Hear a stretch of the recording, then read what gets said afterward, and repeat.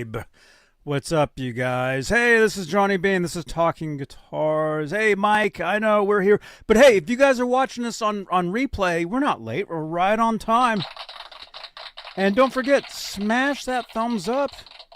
Smash that subscribe button. Help us get to our next goal here on YouTube of 13,500. We're very close. We're actually about 200 away. Exactly. Been having a great time, you guys. So let's do a show. What do you think? Right here on actually we'll use this one right here on what channel is this? Yeah. Yes. Okay. Get some guitars. Turn around. Here we go. Tell me when. Hey, this is Brad Gillis from Night Ranger, and you're checking out Johnny Bean.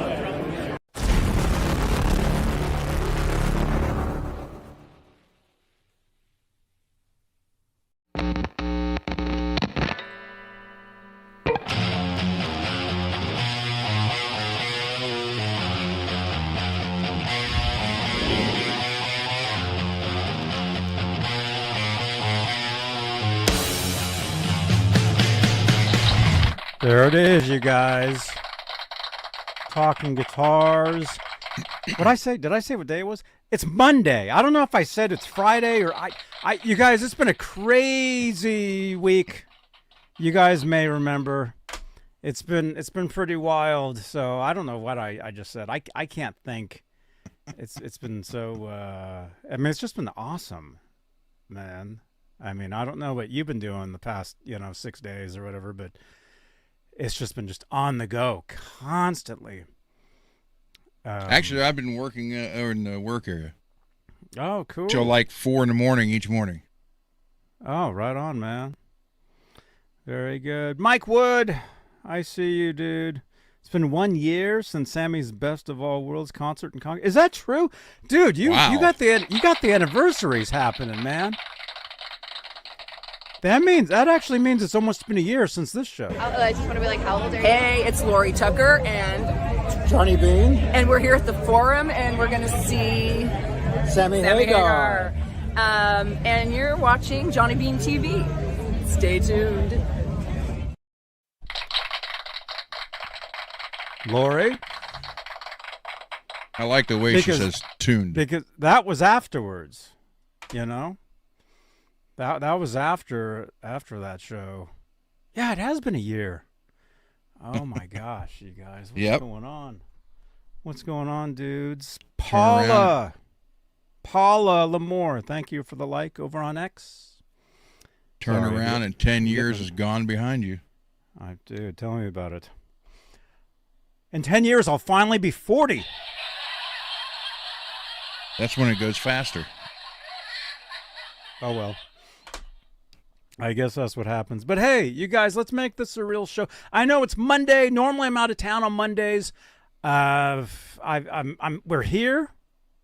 So very good. But hey, let's make this a real show, and let's say hello to the top tier of channel members here on the Johnny Bean.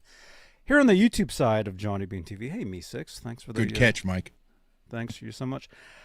Top tier channel members. They get their names read at the top of every talk show, and they are currently Michael B, Music Therapy Laz, Majestic PB&J Cat, Flipper Carlin, CC, Bay Area Rich, Sherman Callahan, Nova 9, R Habs, and of course Janice Lala, the intern, who was live on Twitch yesterday doing an awesome I think it was called like Shrimp Sundays or something. What? Yeah. I hate shrimp. Well, dude, she had 50 people watching her, so it was pretty cool. I was there. I'm not a big seafood fan. That's cool. Yeah. Peggy, good to see you. Matt Stewart, good to see you. Good to see all you guys. Thank you so much. So, anyway, it's Monday. It is August 18th, 2025. We're going to talk we've got some music news for you guys. We'll talk some guitars. If you guys have anything you want to talk about, music news related, guitar related, if you want to talk more about the past weekend, about the Van Halen guitar that we saw, incredible. Still just in shock that I saw that. And I know our buddy G. Butchnoff, he's been texting me saying, "Oh my gosh, I would have been just kicking myself if I hadn't have made that trip." He drove up from south of LA, drove up, hung out with us, got some food, drove back. Well, you were here Saturday night. We recapped some of that. Now that is. That's a fan, man. You know, to do that. Yeah, you ain't kidding. So, well, the other thing would beat it if you flew over to see the Shapes guitar at the Rock and Roll Hall of Fame. Mm-hmm. Well, that's not that. Yeah, no, I don't think so. Because driving yourself 12 hours in one day is different than flying somewhere. Mm. Because unless he's the pilot, he's looking to become a pilot, or I think he is a pilot, right? You guys can fly over into the Rock and Roll Hall of Fame. Cleveland Airport's right there, that's Rich's favorite airport terminal now. We may have to do that at some point.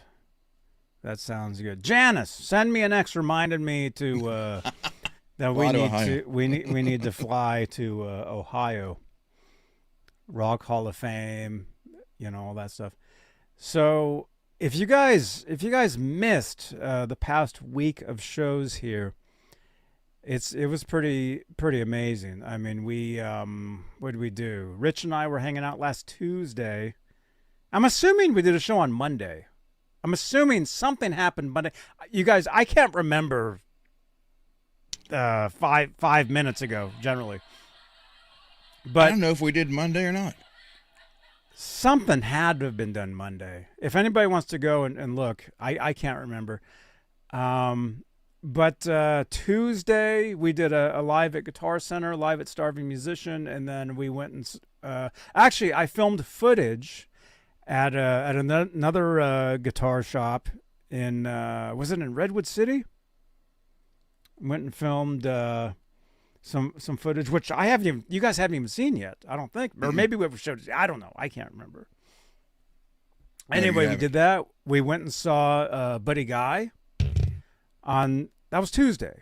Yeah, that was Tuesday. Went and saw Buddy Guy. Amazing show, you guys. We did show you guys footage from that. That was awesome. Wednesday was the first day of the Van Halen guitar, the auction guitar, down in Monterey. So went over and did that. And then let's see what else. Thursday hung out. I think we were on the last show. Friday went back down to Monterey. Saturday went back down to Monterey. It was pretty amazing. So no Monterey Mondays. Dude, Monterey is such a nice place, man. It actually really is the best in the area. It is. Monterey is so awesome. The shows down there are incredible too. Jason Bonham is playing there. Is it tonight or tomorrow night? The 19th, tomorrow. Well, tomorrow night, Jason Bonham's going to be there. You know, his version of Led Zeppelin. Mike Wood, channel member. Why do we still call video content footage? How many feet of video did you shoot? I don't know. I have no idea. Peggy! James is wore out from working in the yard all weekend. Oh, my goodness. Let's see. Paula had to jump over here and subscribe. Thank you so much. Thank you for subscribing. You were over on X. You were on X. I got the notification. Thank you so much for subscribing. Thank you so much. Let's see. MPN. Good to see you, man. Nice avatar, too. That's the guitar that you painted. Yeah. You painted for him. Very good. Janice is here, channel member and my intern. Janice is crushing it over on Twitch, man. It's pretty amazing stuff. Matt Stewart, good to see you, man. And again, it was great to see you at the NAMM show last January, which is coming up again. Oh my gosh. What the heck, man? Yeah, time is just flying by, dudes. Billy Ray, good to see you, man. Channel member, good to see all you guys. Thank you so much. Thank you, Janice, for the Thank you, tweet. Janice. Thank you so much. Let's see. Monterey is where the Star Trek crew visited. Well, that's true. Yes. If you watch the Star Trek, whatever movie that was, they went to San Francisco, and then they went to Monterey. That's where the aquarium is. You can see a lot of amazing animals and stuff. There's a great guitar store down there, except the guy doesn't have batteries for his pedals, so you can't try them out. Although he does have a pretty nice dog there, which I can't stop thinking about. I'm like, that dog was like so awesome. It was so cool. Can I tell you a fact about that Star Trek movie? Sure. In that movie, Scotty gives the guy a code to come up with see-through aluminum, which obviously was sci-fi. But guess what they just came out with this year? Aluminum that's transparent. No way. Mm-hmm. That's so interesting. We just lost 4 people. It is if you're a Trekkie. We're Star Wars fans around here. Just kidding. No, it's all good. Dude, William Shatner, he's going to be down in Monterey. I know, the Speaking of Shat. that, man. I need to see that. That would be something. Laz said he wanted to go to that. Dude, I will go to that. If you're going, if you hear this, if you see this, if you want to get tickets to that, I'll definitely go to that. That seems pretty cool. So, sorry, I'm just retweeting out, all this stuff. We are live. I was telling Ron before we started, we're in the green room. I'm like, dude, the more you do, the busier you get, the more problems you have. But I'm sure that's how it is with everything, right? Well, if you're good at your job, you get rewarded by doing more work for other people. Mm-hmm. What if you work for yourself? I don't know. Like, I work for myself. All right, I'm doing some retweets here really quickly. I'll just do a few, and then we'll keep going. I spent the weekend. It was at 4 o'clock this morning. I got my old bench. I got it finally tore apart at 4 o'clock this morning. I have a tendency to overbuild things, apparently. Mm-hmm. So yeah, I got that out. Got everything. We're probably 90% done over there. 95. Cool.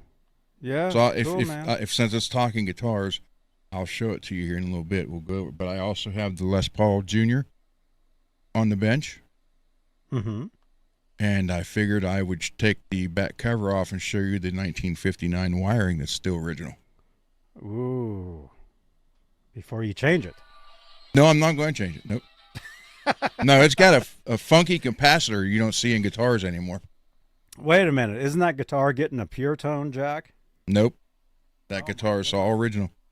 Oh, my gosh. Pretty cool, man. Sorry, I'm itching. Oh, my gosh. Probably allergies happening, too. I'm getting the allergies or whatever. I don't know. I need a mirror in here is what I need. Janice, can you remind me to get a mirror? If you're going to be on camera, you got to make sure that, All right, there we go. Funky capacitor. There, we're back. Okay, good. Oh, my gosh. RJ, hey, dude. Good to see you, man. Dude, we got to do a show, man. RJ, good to see you, man.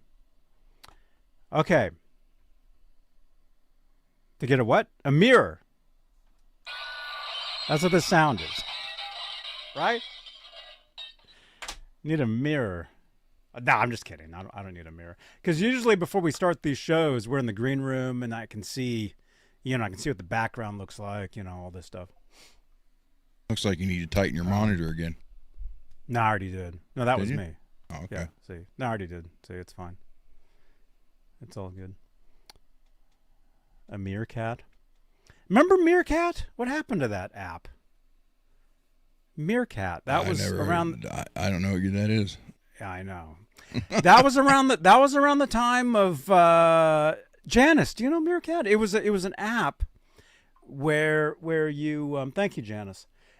Where it was either like was it Twitter's version of what became TikTok? It went away with Periscope. Yes, Mike, you know exactly what I'm talking about. Meerkat was like Periscope, right? Now, one of the first live streaming apps. There you go. I do remember Periscope because Art Bell used to be on that. Mm-hmm. And he would do the show on that where where you could watch, yeah. Yeah. Via your phone, yeah. Yep.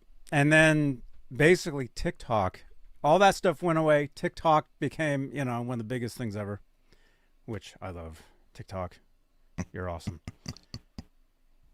All right. Peggy, how you doing? All right, dudes. Let's see. Let's do the music news. Let's do that.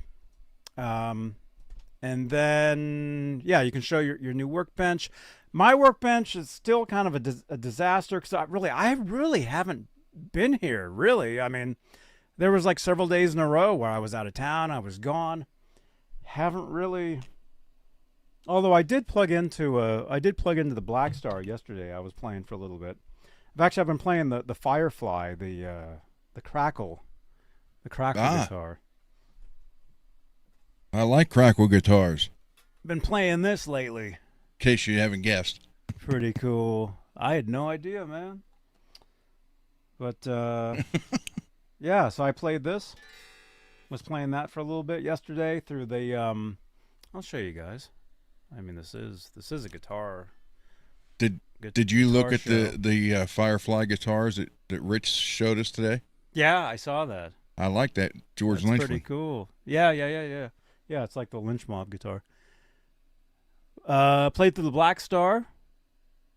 Actually, what am I doing? Here, watch this, man. I'll plug in real quickly because you guys are like, how come you guys never play on these shows? I'll just plug in just for a second. Because talking guitars is hard to do while you're playing them. Tell me if you can tell. I know. What was that? The caption doesn't say playing guitars; it says talking guitars. Yeah, I know.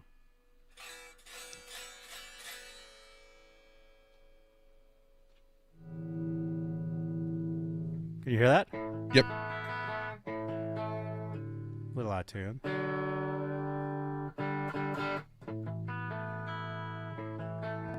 Nick! Yes! I'm going to see David Lee Roth. Bay Area Rich and I. We're going to see Roth. I think it's September. It's the Mountain Winery date. That's going to be great. We just saw Buddy Guy there. Incredible show. Thank you again, Rich, man. That was so much fun.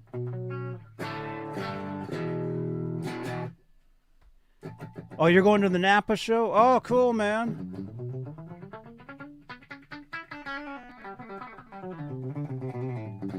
So you can hear this? Yeah. Put some dirt on there, man. Oh my gosh. You got that? Make it dirty. Can you hear that? Yeah. Blackstar. It's the Stereo 20. And this is the Firefly. Whatever this is. Elite.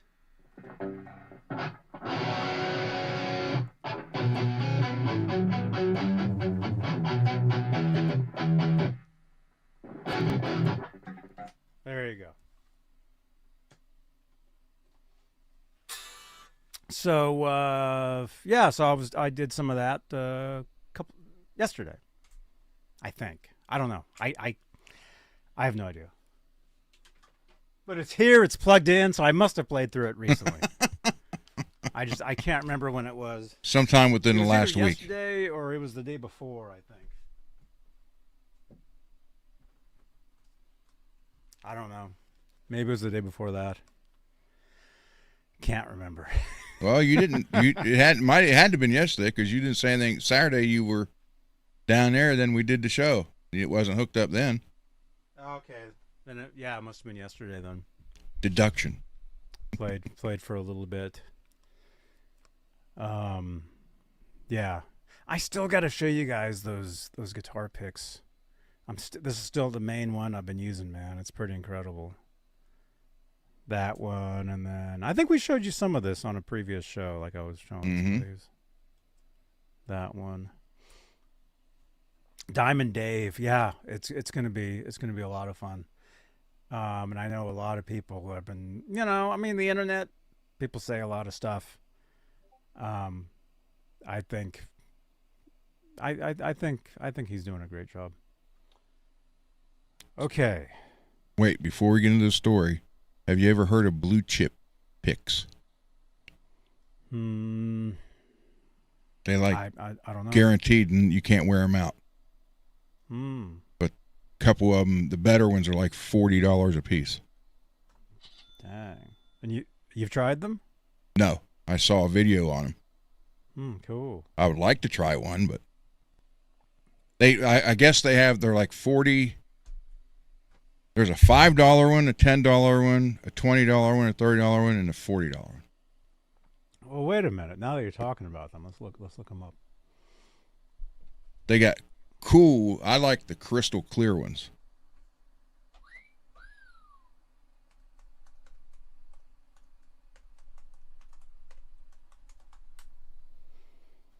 Blue chip picks. Due to unpresented order volume, we're currently experiencing longer than usual fulfillment times. Okay. Blue chip.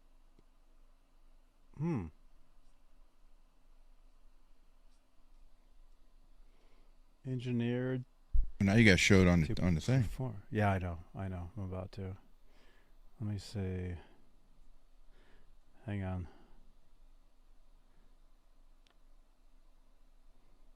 Yeah, this laptop, man. Laptop's getting older, man, so it doesn't want to do anything. There we go. Sounds like some friends of mine are getting older and don't want to do anything.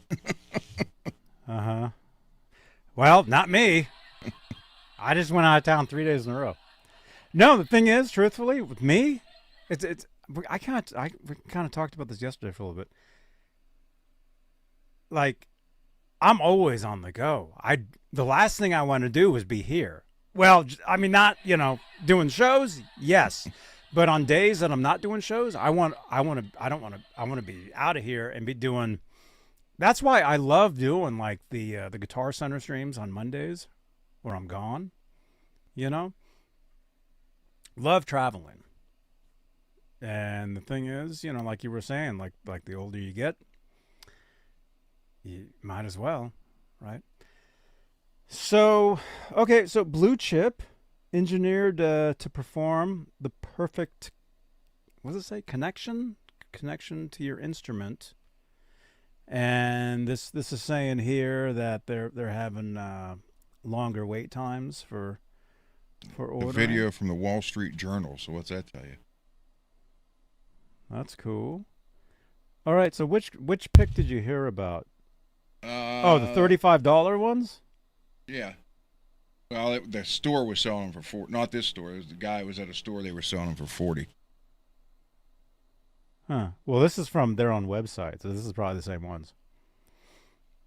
The IBJ 55. Interesting. What's the material? Inspired by Andy Wood. Oh, okay.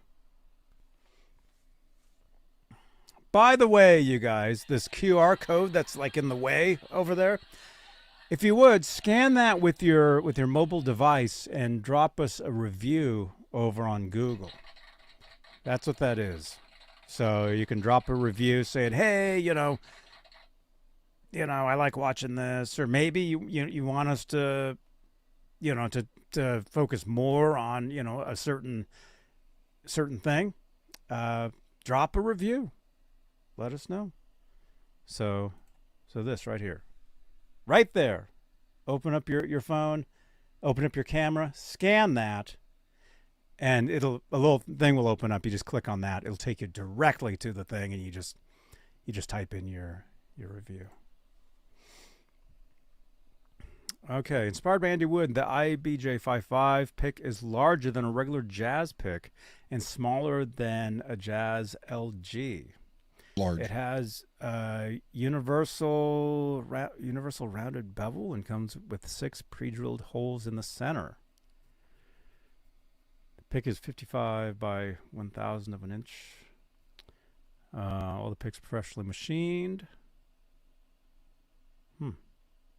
Yeah, there's got to be like a picture showing all the picks.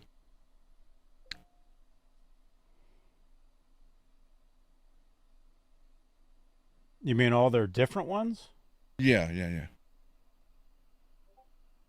All items. Yep. There you go. Because they had the clear one was crystal. It looks like you weren't holding anything.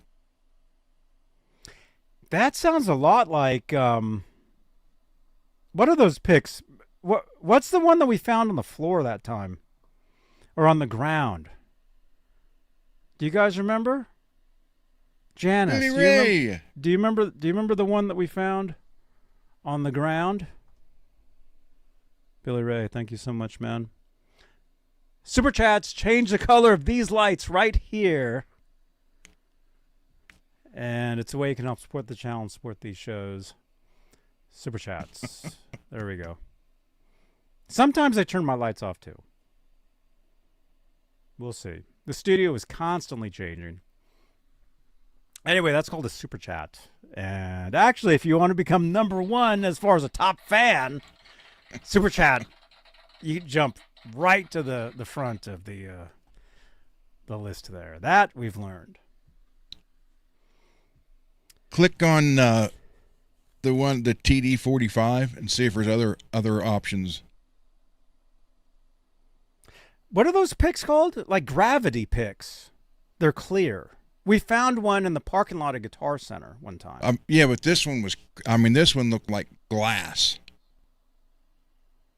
What the hell? Oh, that's wild. Is that... Oh, I think that's just a photo of the quarter on top of the pick to show you the size of it. Yeah. Let's see. I don't even see those on the site. Go up into the search and put search for clear. Okay, Clear well, picks. I'll put you on the screen. Okay. Hello, everybody. James, thank you. Mr. Woods, I'm glad you caught that. I was quoting Pink Floyd. So, yeah, I watched this video yesterday, and the guy opened up a big case. It was full, and they're like, "How much are these?" Like, "These are all 40." The guy looked at him and said, "What?" He goes, "Yeah, we sell like 10 of these a week." So they must have been the $35 picks, and they just said the name. They didn't say what they were. But yeah, if you go up and search and look, you see if it just says clear pick. Oh, it says, "Did you mean clear pack?" no. This is everything. Huh. You got thumb You think it'd be picks? an option? Because I mean, there was a whole row of clear ones, different thicknesses, and they were neat. You sure they were blue chip, and you sure Yes, they weren't yes. gravity No. picks? No, they were all blue chip.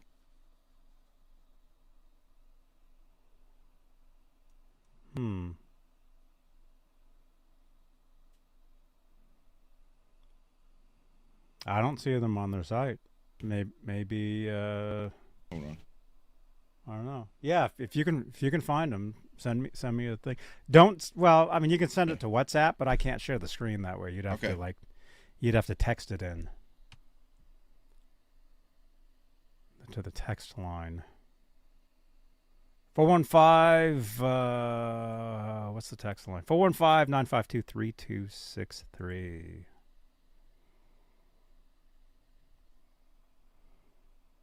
These look pretty interesting. Look, there's some different shapes.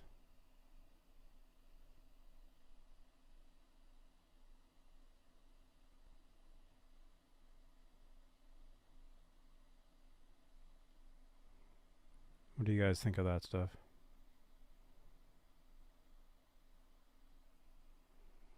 Have you guys seen the ones that he's talking about? It was a visit to a small guitar shop. Rich says he thinks he saw the same video that you saw. Yeah, it was two guys in North Carolina. They were wearing Jackson T-shirts.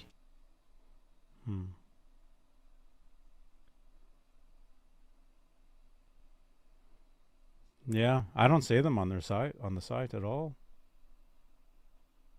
I'll send you the link to the video, Johnny.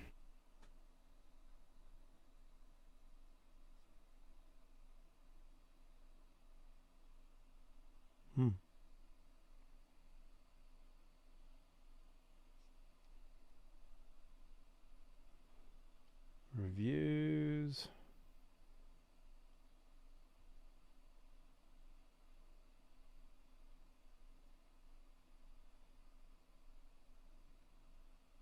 Yeah, I don't know. Don't see them. They do sound interesting though, but also it does sound a lot like gravity picks, which are clear.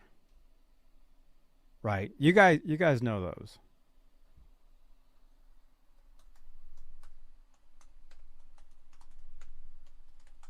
All right, I just sent you the link to the video. I mean, you don't have to play the audio, but they do show the pics in there within at the first 10 minutes. Send it to you Facebook Messenger.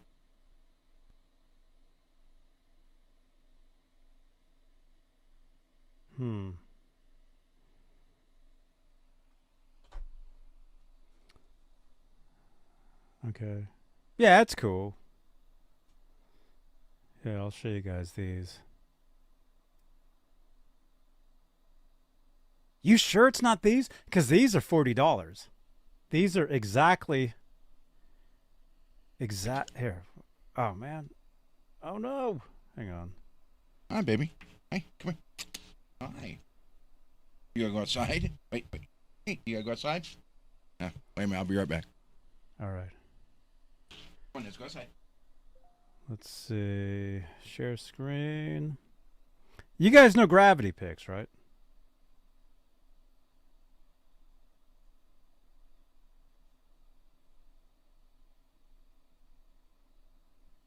They look like that. Like they are clear. You can see right through them.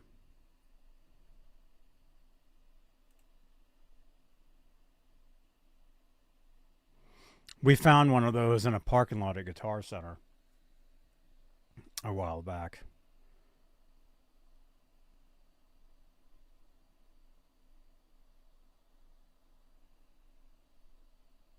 Those are pretty cool. And supposedly those you can't wear down. So, I don't know. Interesting stuff, though. You know, pretty cool. And the thing is with if you have a guitar pick that doesn't wear down, just keep it with you, and you're used to that one. But the thing is, though, if you lose it, then you're like, oh, no.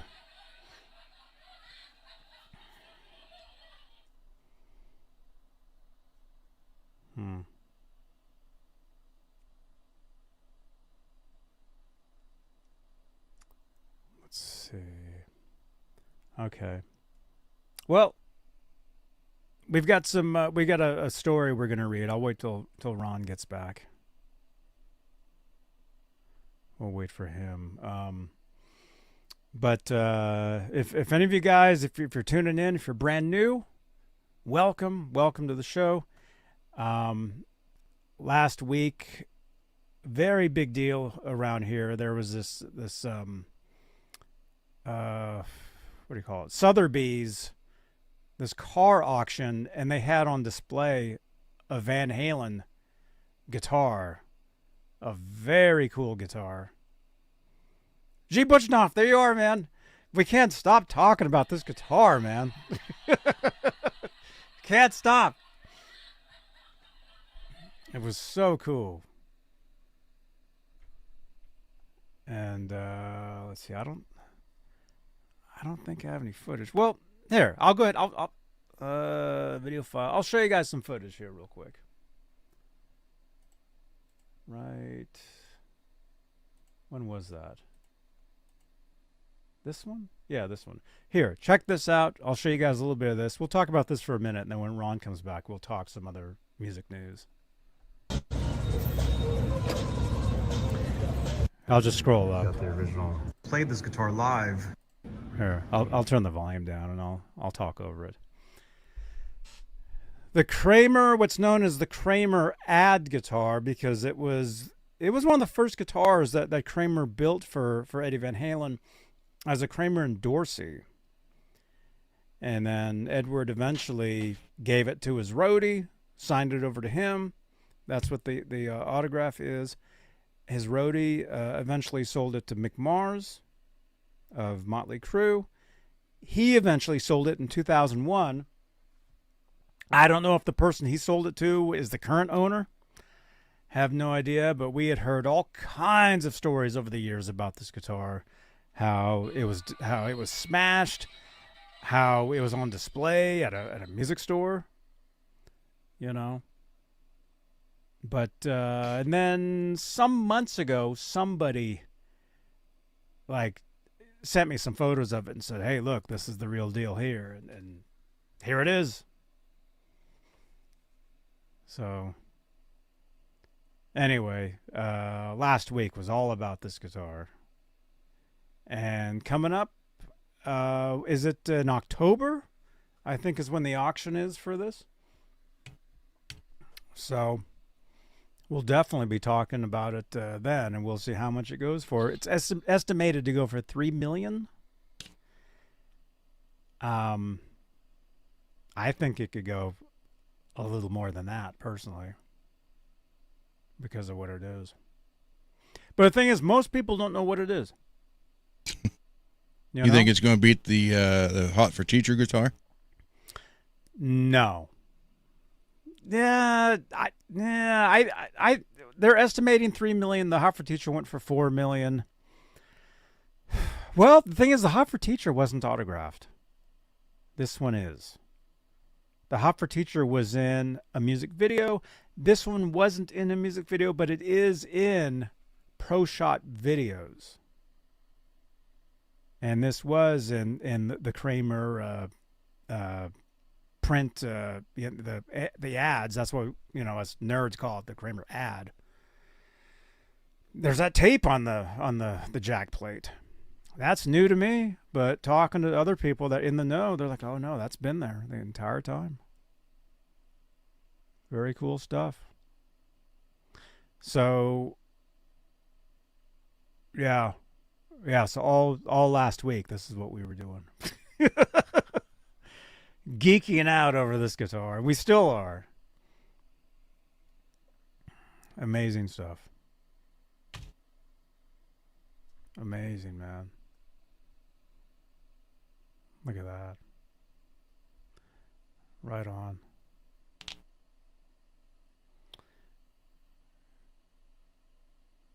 Cool. All right. So if you want to watch, if you want to see some of that was a live stream that I did. Click on that video. Just go a few videos back on the channel. You'll see it. It's been people are watching that. It's doing pretty good. Was that you? Oh, that was you. Or that was me. I don't know. I can't tell. Well, that was me. That was from Laz. That was you. Okay, cool. Speaking of videos, we did an interview with Bob Daisley. That one is getting some traction. Thank you to Ultimate Guitar. I think another post came out today. Oh yeah, I would say there's 4 different magazines that did it, but Ultimate Guitar did. They've done several posts. Yeah. They've done several postings from the same video, and they include the video in each posting. So the views are going up and up and up. Cool. Specifically because of that. So another one just came out today. Because I get the notice, I get the alerts for all this stuff. So thank you, Ultimate Guitar. Thank you, everybody, for checking that stuff out. And hey, that'll take us into this this news story here. And yeah, I couldn't find those clear pics. Couldn't see them. So maybe I don't know. We'll have to try some though. They look pretty cool. All right, so we've got some news here though. This relates to the Ozzy Osbourne stuff.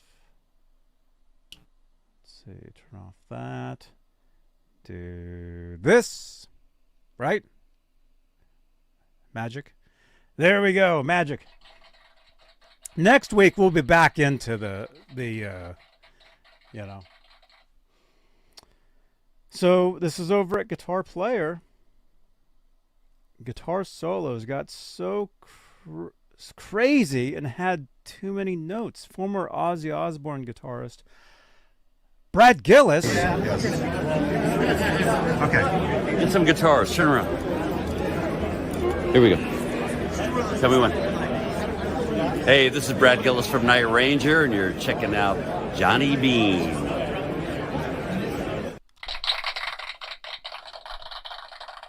Brad Gillis says rock needed grunge after the prissy 1980s.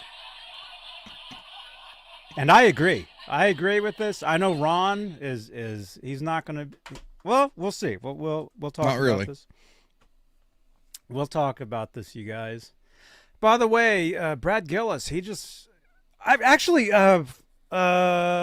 Mike Wood. Did you know that Brad was just up in I think it was in Danville. He was jamming with Brooks. Did you see all that? They were playing like Ozzy songs and stuff, like last week. Pretty cool, man. I wish I would have known. I would have gone. Would have streamed it live. You guys would have been there. Anyway, this is written by Phil Weller, and this was published August 11th. So it's been about a week. But as you guys know, I've been traveling most of the week and not really. I've been here and there. So we're just seeing this, but there's Brad right there. He plays out here all the time. Yeah. Mm-hmm. Okay. Wait. Back up just for a minute to the photo. Can you zoom in on it?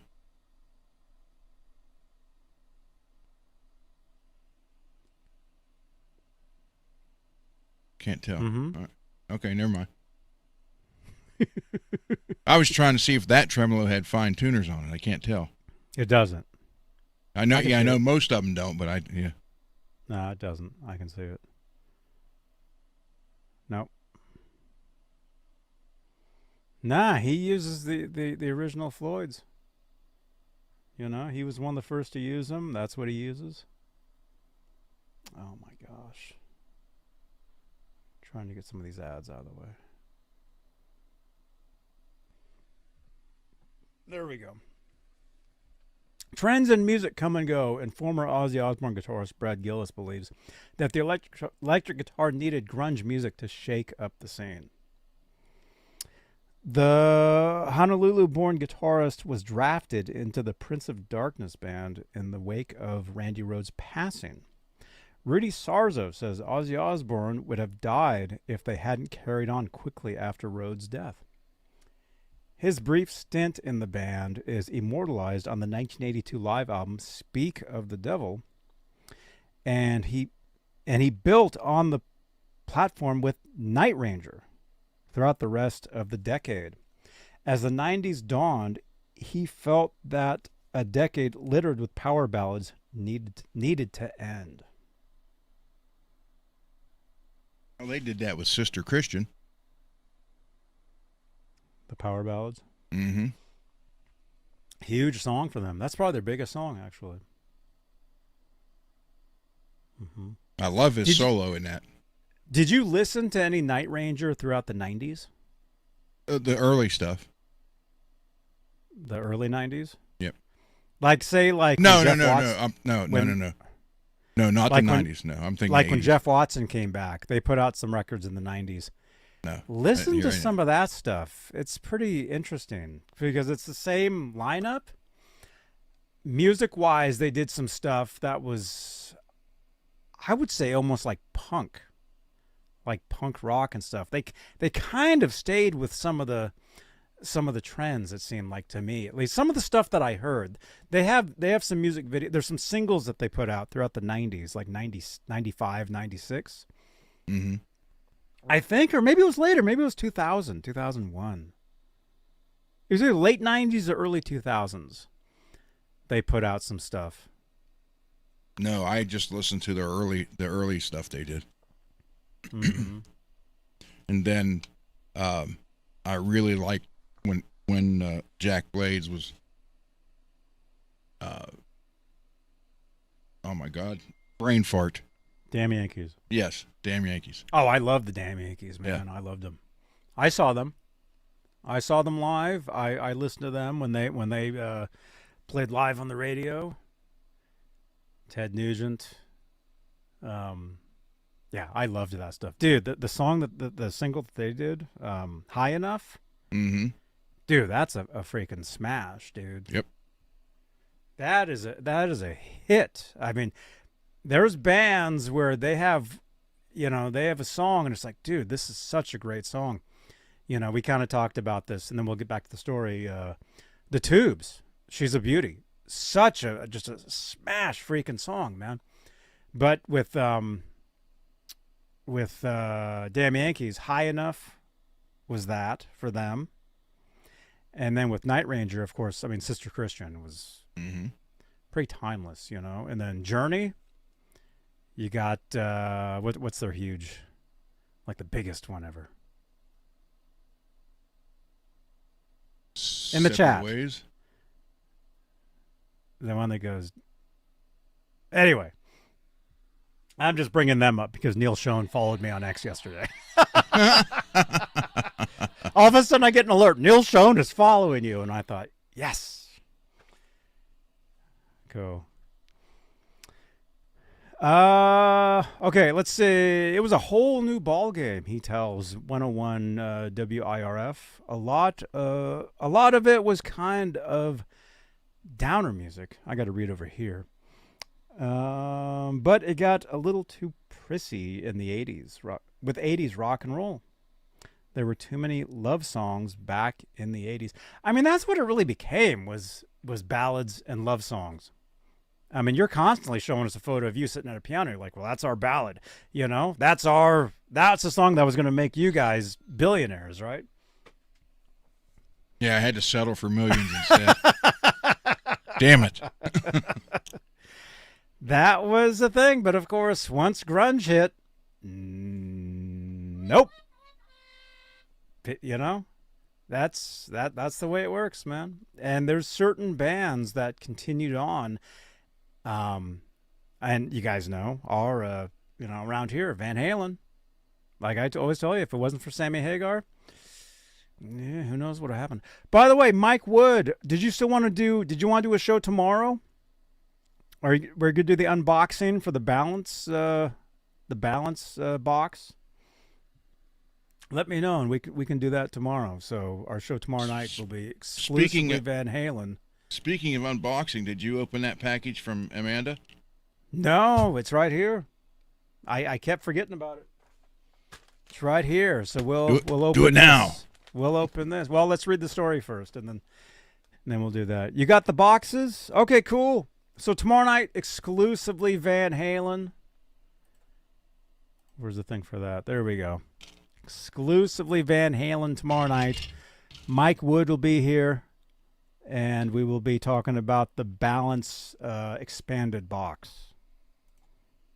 Very good. I'm looking forward to that. So that'll be tomorrow night. Like right here, right now. Or tomorrow. Yes. Yeah, 9 p.m. Eastern, 6 Pacific. We'll be doing that.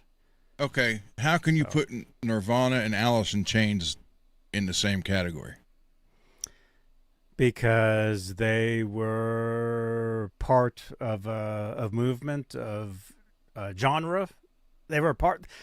They're pretty much genre-wise. They're very similar. Fans of Nirvana were fans of Soundgarden. So we can say I was there. I remember. Nirvana was grunge and Alice There in we Chains. go. Mike Wood says because they're all grunge. Well, but I was going to say Nirvana was grunge, Alice in Chains was heavy grunge. Still grunge. Right? In particular, Gillis was drawn to the gritted heaviness of the grunge movement, spearheaded by Nirvana, Soundgarden, and Alice in Chains. I grasped a lot of these new bands, and I was into them because it was a whole new style of music, he says. It progressed in the 90s. Things got a lot better, I felt. Okay, so that kind of makes sense now, because, like I said, if you listen to any Night Ranger throughout the 90s, it was more like grungy. That's what it was. Mike Wood, did you listen to? You probably have, actually, the Night Ranger stuff from 95 through 2000. It like earlier I said, yeah, it's kind of like punk-ish, but I think that's what I meant, like grungy. See, that's when I just went all in with Pantera. Let's just wave that heavy metal flag. Mm-hmm. Yeah, I told you I had a friend who was totally into them, and we met Dimebag, and he would play Pantera all the time.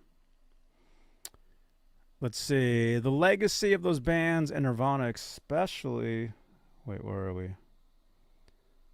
Especially cannot be overstated. The two most expensive guitars to have ever sold at auction were Kurt Cobain's. That's true, yeah. The acoustic from the MTV Unplugged. I think isn't that like the top-selling guitar ever? The Kurt Cobain? Adam Roach, hey, what's up, dude? Good to see you, man. The pair outsold David Gilmour's Black Strat, John Lennon's Help, 12-string Framus, Hootenanny. So Kurt Cobain's guitars outsold Gilmour Strat and Lennon's 12-string. Dang. And plenty more big hitters beyond it. Those bands reflected a whole new generation, which is true. Very, very true. I remember. I was there. I wasn't in Seattle. I wasn't a part of that movement, but I do remember when that happened. And that was the next big thing. And then when I was sitting there in Desmond Child's kitchen reading the newspaper, I opened it up and it said Britney Spears, Backstreet Boys, and I'm like, here we go again. And that's exact by 2000. That was the next thing. For those married to the 80s shred scene, grunge bands were often sneered at for their simplistic soloing styles. Joe Satriani recently came to Cobain's defense in that regard, calling him a great guitar player. And Gillis had echoed those sentiments, stressing the need for change. So it looks like Brad Gillis was on Talkin' Rock with Meltdown. Oh, that's the radio station. Okay.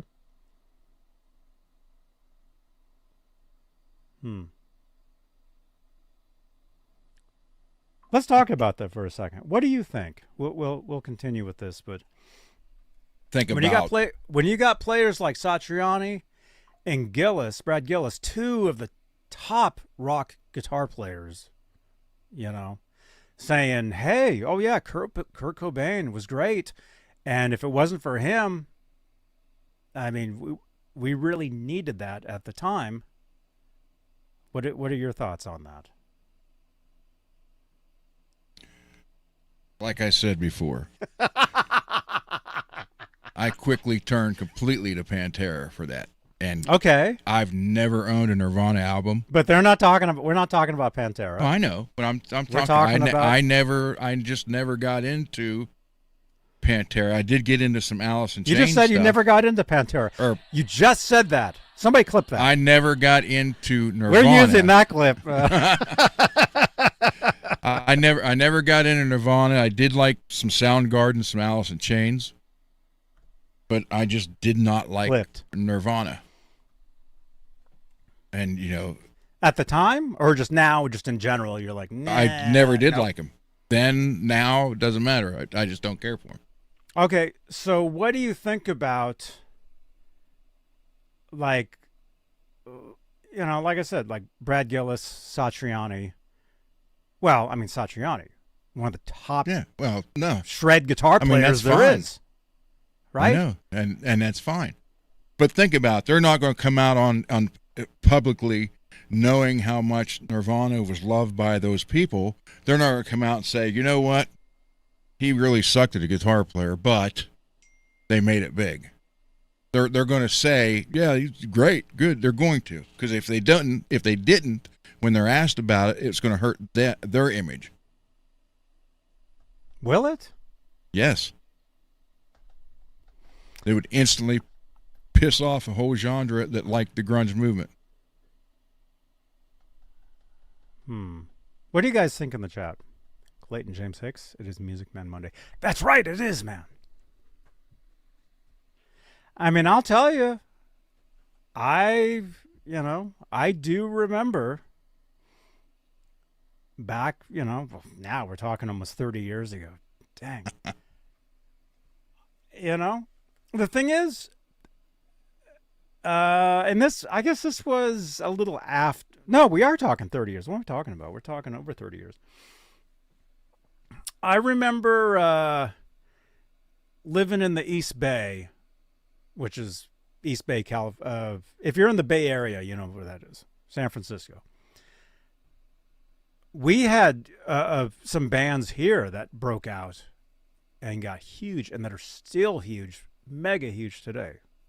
One of them being who?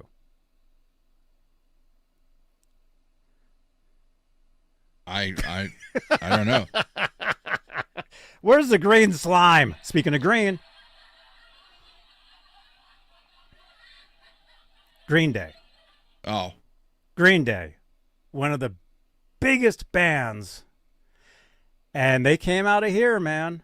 And we were like, it was unbelievable. Right. Right, Ryan? Well, going to the late 70s, I thought the Cars were going to be the ones that changed stuff. Just like the Beatles did in the 60s, I really thought the Cars was going to be because they were so much different than everything else.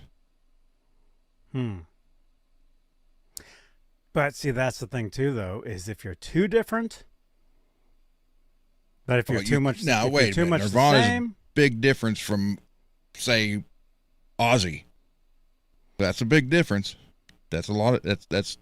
You could say that's too different. Have you listened to Nirvana?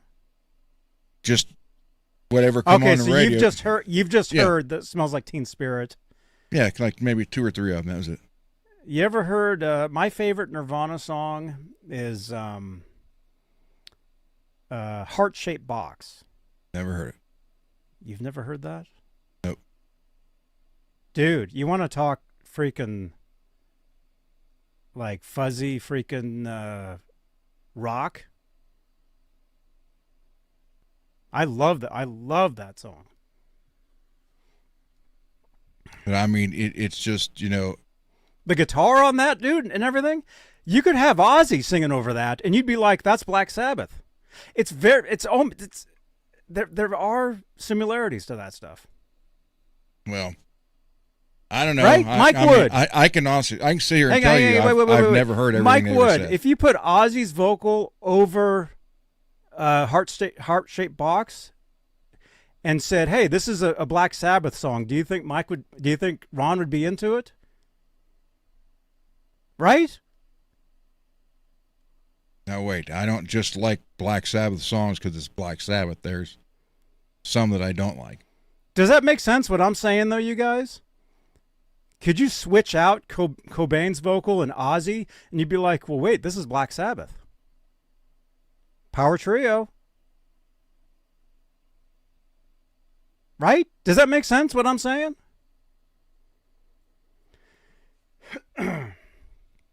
See, the thing is, we can't play that on here because of copyright. Overlord says no. Overlord, you disagree with everything I always say. It doesn't matter. Okay, so your homework is listen to Heart-Shaped Box by Nirvana. And think about Black Sabbath or think about like kind of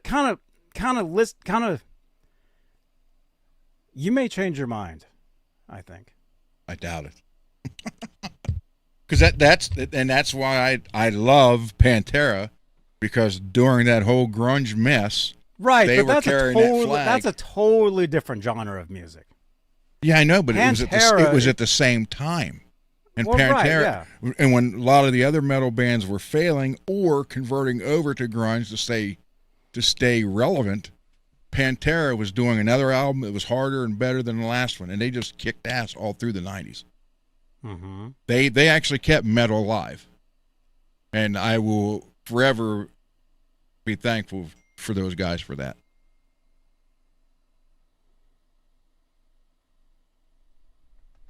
Yes. Bay Area Rich, everything is just an evolution from previous eras. That's true. But see, I also like, and get this, you're not going to believe this, another favorite band of mine. Take a wild guess.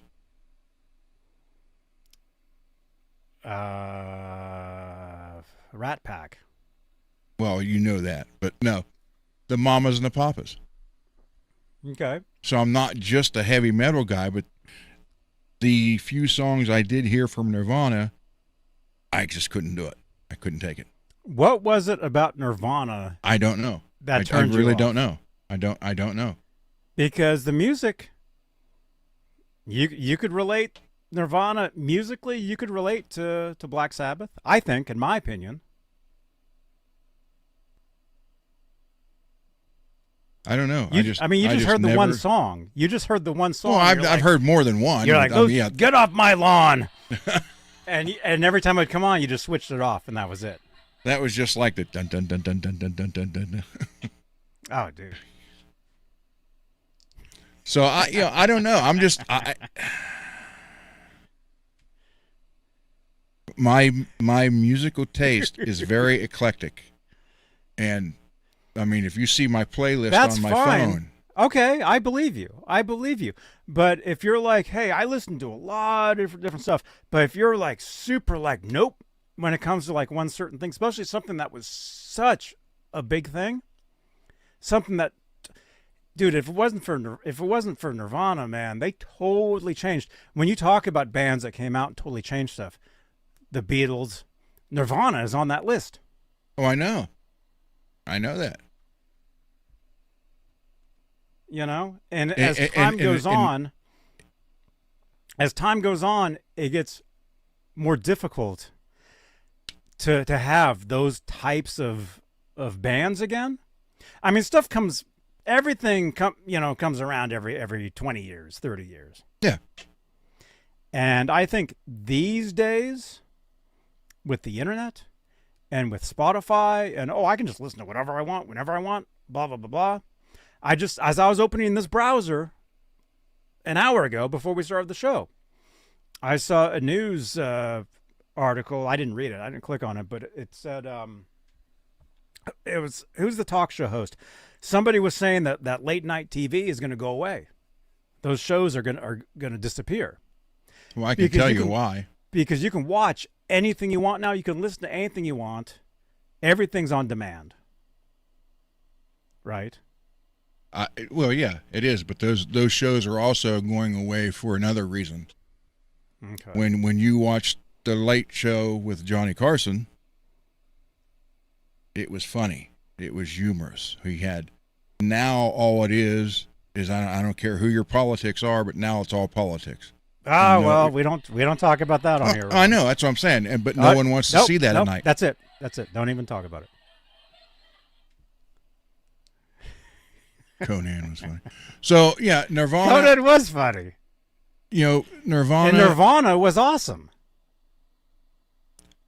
If you liked it, if you got into it and liked it, then hey, that's great. Ron has been shut down. Oh yeah, no. There's certain things you don't bring up. This doesn't say. If this said that, that's fine. That doesn't say that. So, Johnny Carson. Oh yeah, amazing. And the thing is, though, too, I understand what you're saying. Go back 30 years, man. I didn't want to hear some of that stuff. But as time goes on, as time, as you go back, and now Nirvana, how many years until Nirvana is Nirvana classic rock now? Yes. Oh, the AI bands thing. Yeah, man.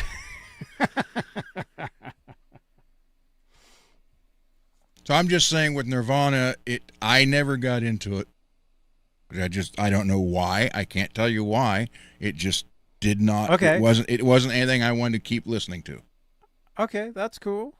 But are you willing to listen to it? Like if I say, hey, listen to the song. Well, I listened to the Van Halen 3. I heard it new for the first time last year.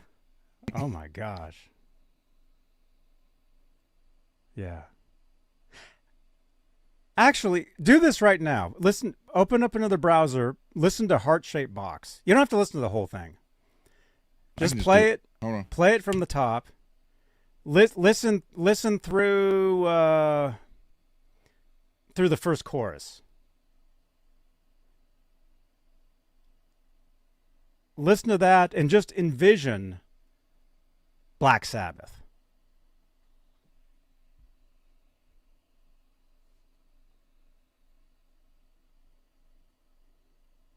What? Even sports is streamed? Oh, everything is streamed now. Everything is on demand. No. Listen to it on your headphones. Don't listen to it on your phone. Listen to it through here. Get the full effect of it. That's the other thing, is listening to music through this is what sucks.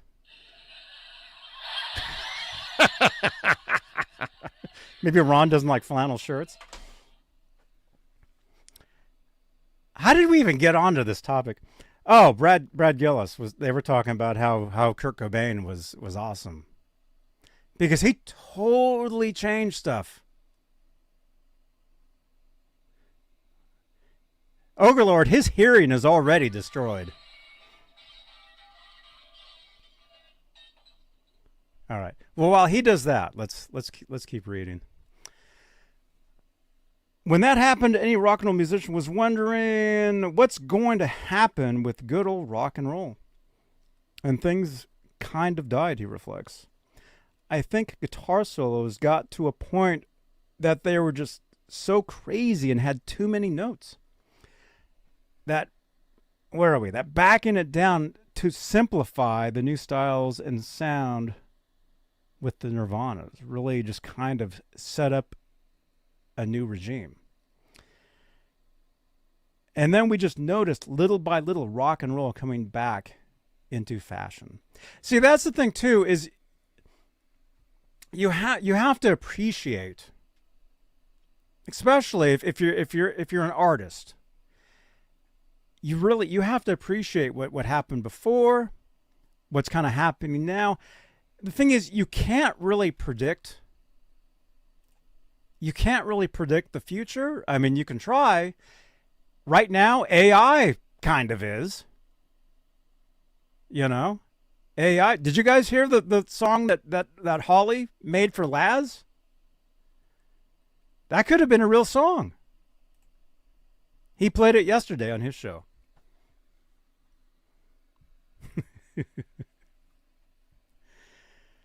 Brad Gillis echoes similar comments by session legend Tim Pierce, who said that Kurt Cobain's arrival on the scene helped him become the perfect studio musician. Oh my gosh. Ron, did you hear that? Hear that quote? Even some of the top studio musicians are saying Kurt Cobain made them better. Okay, so wait. So did you listen to Yes. Heart-Shaped Box through the headphones? The very first thing, the guitar is out of tune. Okay. That's rock and roll. That's rock and roll. What's the whole thing about rock and roll, man? Rock. Yeah. It was better than Teen Spirit. I'll give it that. But I still couldn't see. I don't see where you get the Ozzy singing it and it would sound like Black Sabbath. That's nah. No. I'm not talking about Cobain's vocal. I'm just like instrumentally, just with the guitars. Yeah, that's what I'm saying. You said drums. I just said with Ozzy singing that song. Yeah, you couldn't tell me. Somebody make an AI version of Ozzy singing Heart-Shaped Box. But see the tuning thing. Now everybody here knows I have OCD. Tuning is a big one too. And when Mike was playing with us, the way he played, because he would go like this. He didn't play straight up and down. He would like roll his whole forearm. Who's Mike? He was the first guitar player we had. Okay. That played with me in the band. So he would do that and continuously hit his fine tuners. And that freaking drove me nuts. And so I have a big thing for out-of-tune guitars. I cannot hack it. Cannot. And within the first 5 notes of that song, it was out of tune. I was like, oh my God. I don't mean out of tune, like totally out of tune, but a slightly out of tune guitar. That's cool. That's hip. That's rock, man. That might be grunge, but it's not rock to me. No, that's rock and roll. Listen to some of the old Beatles stuff. Were the Beatles perfectly in tune? Most times, yes. So, anyway, Brad Gillis echoes similar comments by session legend Tim Pierce, who we met him at the NAMM show, said that Kurt Cobain's arrival on the scene helped him become the perfect studio musician.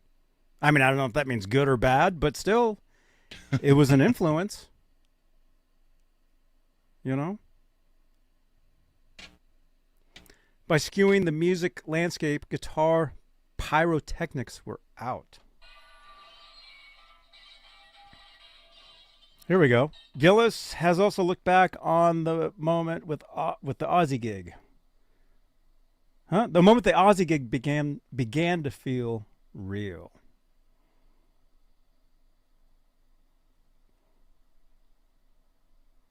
Here we go. I was up really late on a Saturday night. Wait, that sounds like a Night Ranger lyric. That's like a Night Ranger song. I was up really late on a Saturday night. Blah blah blah. Where are we? With a new friend, and I get this call at 7 in the morning. Wait, that's a Night Ranger song. 7 or 4 in the morning. That's one of their songs. He says, "Hello, Bradley. This is Sharon Osbourne." What? Ozzy's manager. "We'd like to fly you out to New York for an audition. I thought someone was screwing with me. I didn't believe this would ever happen." Sharon then passed the phone to Ozzy to convince him this wasn't a hoax. And the singer had said, "I'd like you to grab a pen and paper and write these songs down." I'd like you to grab pen and paper and write these songs down. I started shaking. Gillis remembers. I was thinking this could be real. I had to learn 19 songs. When I flew to New York, I was given 2 live cassettes from Which he still has. Earlier. Wow.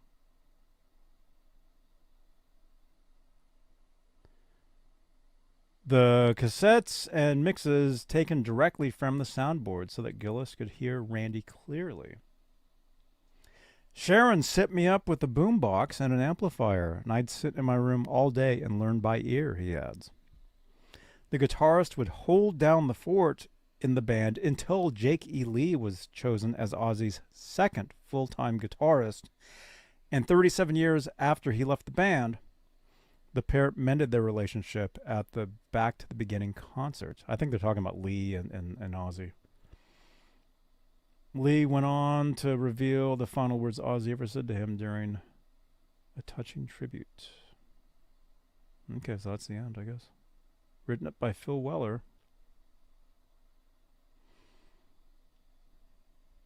Cool. There we go. Cool stuff. Yeah, this article, there's a lot of good stuff in here. About Night Ranger, about Ozzy, and about a genre of music that they were neither of, but it all ties it together. See? That's the whole thing, Ron, is everything is connected, like it or not. Oh, I know that. Everything. If it wasn't for this, you might not have that, right? It's possible. No, I just never was a Nirvana fan. That's all. And that's fine. But I did like some Soundgarden. I did like some Alice in Chains.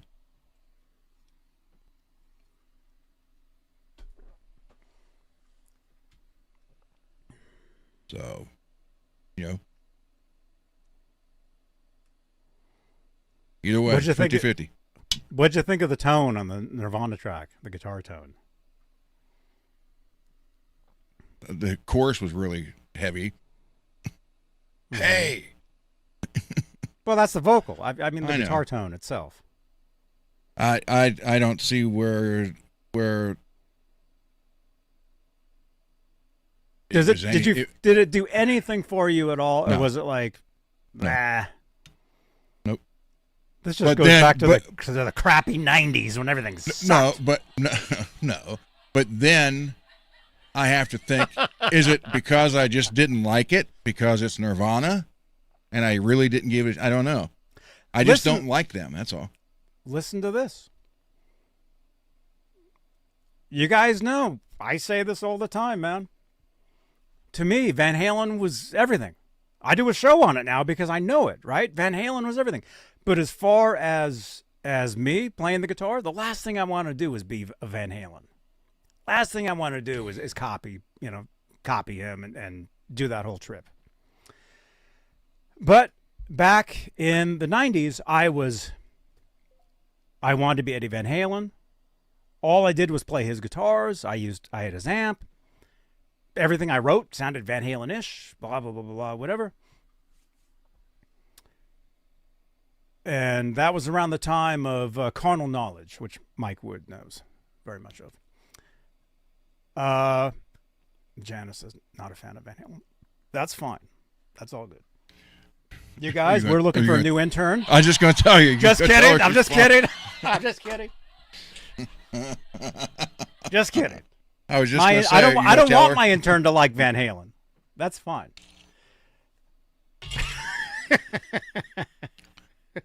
So wait a minute. I'm trying to say something. Refresh your browsers, everybody. I know. I'm just kidding. I'm just playing. I had a guy tell me that the reason Nirvana was the way they were,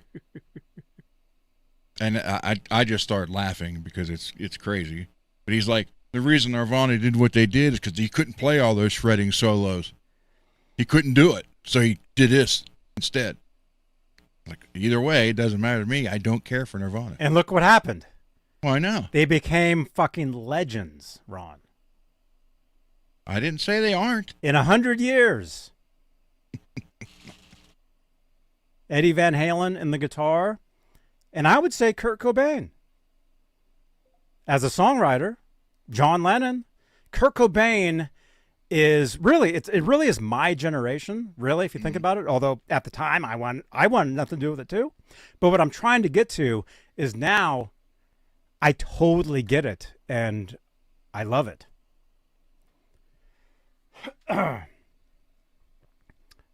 The ones that are the ones that break out are the ones that don't go by the rules, the ones that don't follow the trends. They set the trends. They become, you know. Oh, now if that's the case, Yoko Ono should have been the biggest star in the world in singing. She is a huge star. Not because of her singing. No, but people know. There are people out there that, Ron, listen to what you're saying, man. There are people out there that only know of her because of her singing. And that is known as not being very good. She's known as being the one who broke the Beatles up more than anything. And that too. And she's known. Because of that. But what I'm saying is no one's going to sit there and say, oh my God, Yoko, she's a great singer. Sounds, John loved her. Some people will. John loved her and thought she was great, and that's great for him, but she sounds like it. I didn't even want to say it. MPN saying Cobain was very much like the Beatles. Well, I don't know. I mean, I've only heard 3 or 4 songs of theirs. So anyway, so let me just get through what I was going to say here real quick. In the 90s, I wanted to be Eddie Van Halen. That's all I listened to. That's all, I was a huge memorabilia collector. I bought everything there was, blah, blah, blah, whatever. So I do a show now because I know that stuff. Mm-hmm. Do I listen to Van Halen all day, every day? No, I don't.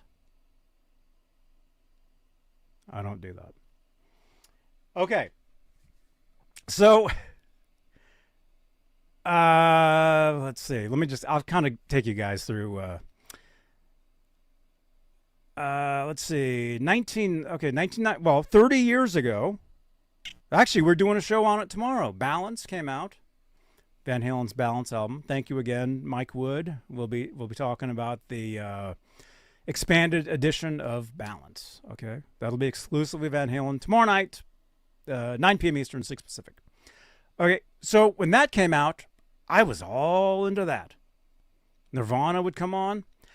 I wouldn't change the channel because I'd be waiting for the Van Halen video to play. So I sat through that stuff. I sat through it. I heard it. I knew it. I think my sisters bought those albums. I think they bought the Nirvanas, and I think there was a band called Veruca Salt that at the time I didn't care. Now, dude, I love them. I think they're incredible. It's a totally different genre of music, different but rock, and it all the same. Rock and roll is rock and roll. And we talked about this on a show. Like, oh, that rocks. That can go in so many different directions, and it means that's the universal language, is rock and roll. So that's why I said Nirvana's grunge and Soundgarden and Alice in Chains is heavy grunge. There we go. Mike is saying Veruca Salt rocked. They did, and they do. They're still together. Or they got back together. They broke up for a long time. But I was listening to their album, was it a week ago? 2 weeks ago. I was listening to Veruca Salt. Anyway, so 30 years ago, I'm all into Van Halen, blah, blah, blah, blah, blah, blah, blah, whatever. And I've told you guys the story. Oh, yeah, G. Butchnoff, yeah. Fugazi. I saw them live, man. I know who Fugazi is. I know Ron has no idea who they are. But nope. Anyway. So 30, oh my gosh, we're in a couple years. We're gonna my second favorite band is Hole. Hey, I had their album. Celebrity Skin. Donna, Donna, Donna. Dude, I know all that stuff, man. I know all that stuff. So, what was I going to say? I Want to Be Van Halen. It gets to a point where you gotta do something else. You can't be stuck in the same thing. I mean, you can, but not every local band wants to be the next Van Halen, right? So, dude, Mike Wood, that's such a great freaking lyric. I know. Veruca Salt references the Beatles in Volcano Girls. Well, they have a song called Seether off their debut album, yeah. Yeah, I love that song. That's a great song. Great video, too, man. Yeah, listen to Volcano Girls, too, Ron. It's good. It really is good stuff. So anyway, I wanted to be Van Halen, and then I was on Telegraph Avenue, Berkeley, California, and I was looking through. They had all these cassettes. They had a cassette literally for like 25 cents. This cassette there, in the bargain bin, and it was a solo album by Andy Summers, guitarist, former guitarist from the Police. I knew the Police. I knew who they were, of course. Did I have any of their albums? Not really. I had Synchronicity that I bought on LP, but I never listened to it. As a kid, I remember, Don't Stand So Close. I remember Roxanne. Synchronicity, Every Breath. All that stuff now that I'm like, yeah. I want to be Andy Summers now, but he says I'm old. And that's the thing too, man. I got my freaking hero saying stuff to me like that. It's pretty cool, right? It's pretty cool stuff. So anyway, I wanted to be Eddie Van Halen, but I'm like, yeah. So I took a chance. I bought this tape, Andy Summers. It was like instrumental jazz stuff. It was nothing like Van Halen. Nothing like it. But I listened to it. It was totally different. I'm listening to that. And I'm like, there was a couple. Yeah, we're going to give you a playlist. Andy Summers has a song called I Mexico like Andy Summers. He I has like a the song, Police. He has a song called Mexico 1920. Mexico 1920. I heard that, and I'm like, yeah, this is totally different from what I'm used to, but this is good. This is good. So anyway, so from there, I get into Andy Summers, and then I get into, I think I've told you guys this, I really got into this album called Jagged Little Pill. That actually came out around the same time as Balance, maybe a little afterwards. Do you know whose record that was, Ron? It was called Jagged Little Pill. It was the biggest freaking record of the year. There were so many singles that came off that album. I know the name, but I don't know who it is. Okay, Mike Wood knows. Yeah. Alanis. Mm. Alanis Morissette puts out this record. It's amazing. Every song on there, it's just like, you put that on, and anyway, my whole point is I went in a totally different direction, and what that did is it totally expanded my playing. It totally expanded like my style, like when I come up with music. It got me into playing, more acoustic guitar stuff. It got me into jazz stuff. Anyway, it got me away from trying to be a clone of one person,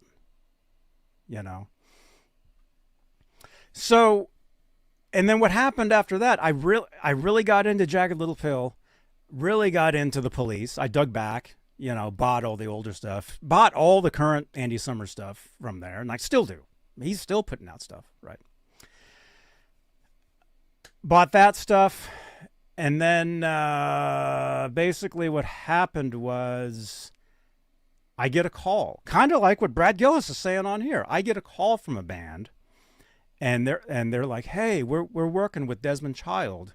We just happened to see, we happened to We want you to fly out and jam with us. It's kind of a similar. I mean, of course, it wasn't, joining a band that was already totally happening, touring. It wasn't. It was a band that was starting out. So, yeah, and because of Alanis Morissette, that's how I knew of Taylor Hawkins, who went on to be the drummer in which band? Foo Fighters. Foo Fighters. Yeah, now here's a kicker. I like the Foo Fighters. Cool. Yeah, they're good. Mm-hmm. Okay. Anyway, because I started listening to all this different stuff, and I'm still trying to get to the point of this whole story. I ended up joining this other band. There's this band. Desmond I was living in his house. I tell you guys the story all the time. Eventually, Desmond will be on this show. I just have to get a hold of him. Okay. If any of you guys want to help us out, send him tweets. Send him, posts. Say, hey, Johnny Bean TV wants to have you on. He'll know who I am.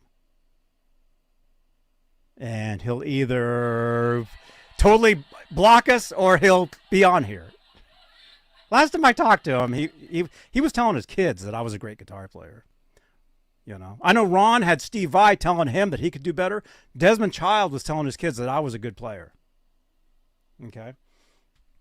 And where's the connection there, Ron? What, Steve Vai and Desmond? Yes. Don't know. Desmond was Steve's manager.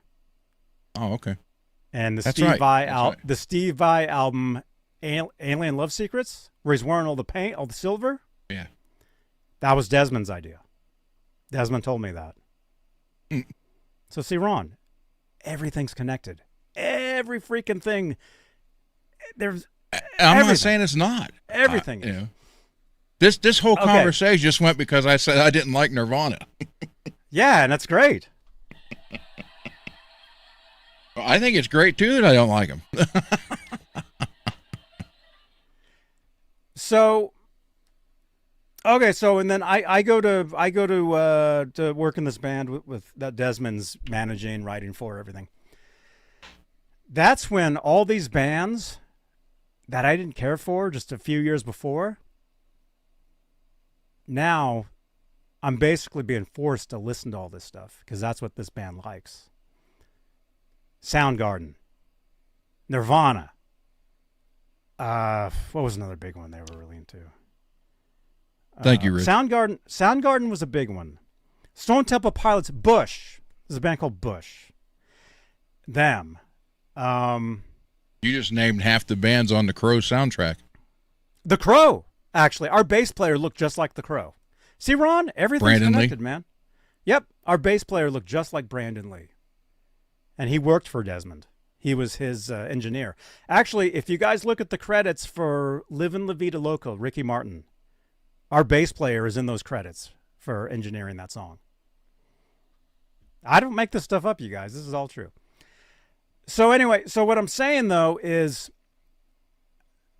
to be in this band that's kind of happening and to do this stuff, I had to listen to this stuff, and I learned from it. Did I like it at the time? It was different, but at the same time, it was, this was pretty good, And again, it got me away from doing this. Now, fast forward. Well, let's just, let's say even it continued on. Even after that whole experience ended, I continued listening to new music. I would buy new music all the time. Because there was a time where I was like Ron, where I was really into one thing, but wanted nothing to do with either what was happening or what everybody else likes or whatever that is. But because of my experience,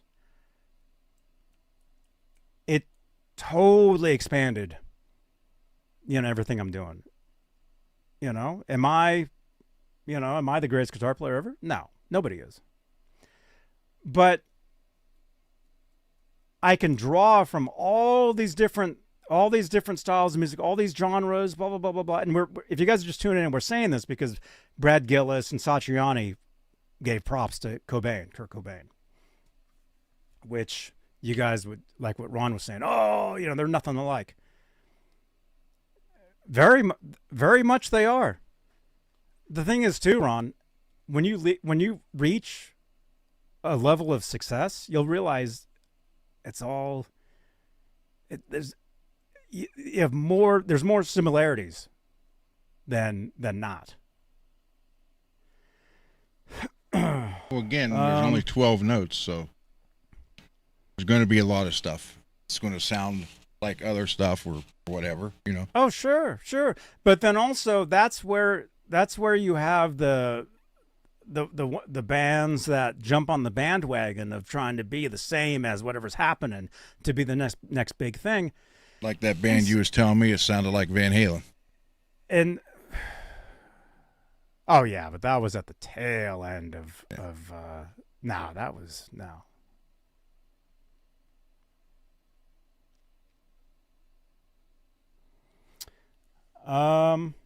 Ian's a poser. That's fine.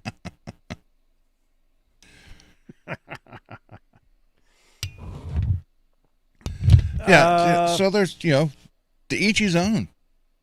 That's that's true. And again, like if you would see my playlist, you would be surprised at actually what's in there. But I guarantee you, there's no Nirvana in there. But does that playlist influence like your writing? When you pick up an instrument, some of it does? Does a band what's like something on your playlist that's not even anything like, well, you talk about Pantera. You talk about Randy Rhoads. What's the total opposite of that stuff? I have Yo-Yo Ma on there. Okay. And I like the way he does some of his progressions. So, I learned from that kind of stuff. Why is this getting worse? So, because you don't like Nirvana. That's why. So, I mean, and I got a lot of the Eagles on there. There's Hank Williams. There's Jerry Reed. I mean, I could. How's the phone now? And it's got Pantera, and so it's like people, they ride with me, and they're like, how in the hell did we go from Pantera domination to One for My Baby from Frank Sinatra? I said, because it's all good. Mm-hmm. So, it's just that people, they can't figure that playlist out. They're like, what the hell? So it's just different. And I have used some of the, like I said, a lot. I love Yo-Yo Ma's approach, how he does a bunch of stuff. So trying to convert that cello into guitar progressions. So, yeah. Mm-hmm. That's cool. Peggy says, I can listen to about any kind of music except rap. Peggy, listen to Bring the Noise by Anthrax. Wow, that's metal. Yeah, but that's metal rap. That's not rap. No, I don't know about that. No. That was a Public Enemy song that they released on their own. Then Anthrax got with them and said, "Let's do it together." Yeah, but that's the metal influence on there, which is great. Yeah. And the best part is Scott Ian rapping. Like, wow. I mean, he can actually do it. Uh-huh. That's another genre of music that became huge. Totally different. Although you're going to have collaborations, like, I mean, what you just said, Anthrax and that, and it's these days now, the music, popular, well, just music in general. You can mix anything with anything now, and you can make it work, no matter what it is. It doesn't matter, and that goes back to what we were saying earlier. That's rock and roll.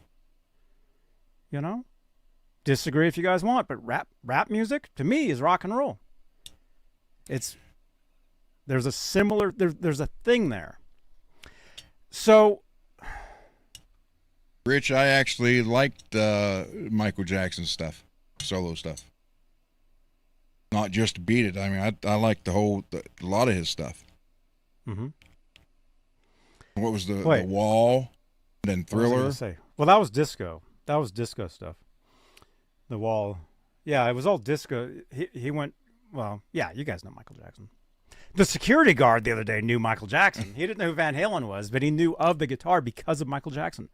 See, and Ron, that's bridging two totally different genres, making something even better.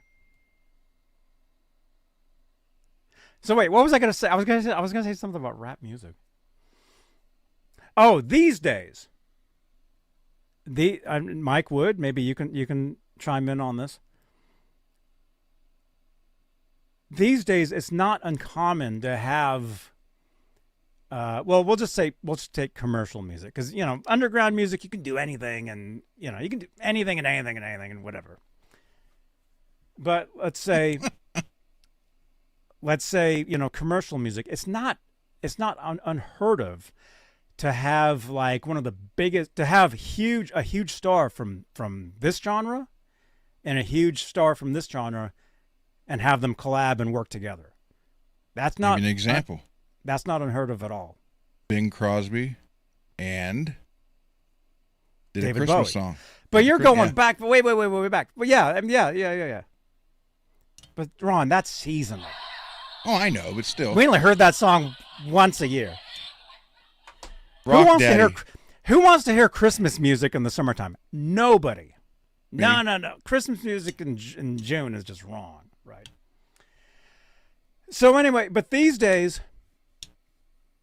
Wait, before you, Rock Daddy, rap is crap. I had one that said die before disco. Mm-hmm. Disco only lasted like 2 years. Okay. I think in August they start putting up the Christmas trees at Target. Oh, which is now, actually. Yeah. So anyway, it's not unheard of to have like some huge freaking, whoever's like the top of, say, pop. You guys can put some names in the chat if you want. The top of pop nowadays, to have the top of country, to have them collab together. And some will say the top of both eras actually became one thing. And you guys all know who that is. And they're entering their next era now. It's orange. So the thing is, Ron's lights are going to totally change now that Taylor Swift is in her orange era. Tay-Tay, that's right, Mike Wood.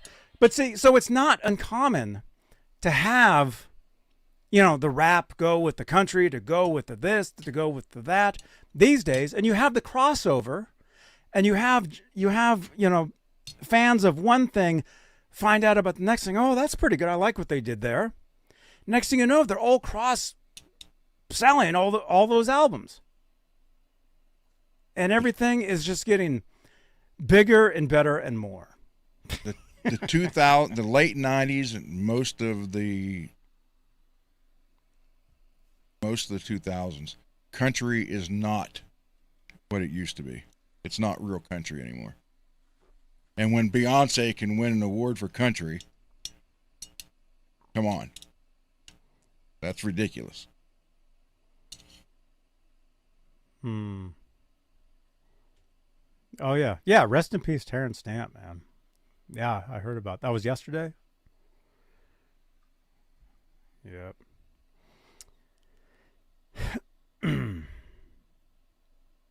I don't know. I mean, it's a very different world nowadays when it comes to entertainment, music, all that stuff. I mean, there's stuff, you can be introduced to something brand new every day.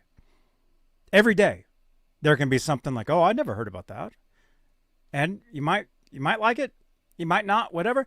But if you give it a chance, you may learn. See, it's all about learning. That's the thing, is you don't never stop learning, no matter what that is. You know, with music or just whatever that is.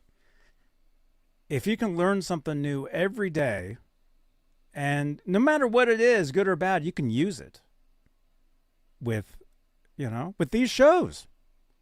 These shows, I mean, it's such just an awesome. Yeah, it's pretty cool. I mean, we live in a pretty cool time right now. Okay, let's see. Ryan, I'm not mad at Beyonce. I'm mad at the goobers in Nashville who left the opening and stuff. What? CCR is great. Ogre Lord. Mm-hmm. They're from here. Well, the town I used to live in. That's where they're from. El Cerrito. His Fogerty's nephew ran sound for a show that I played one time.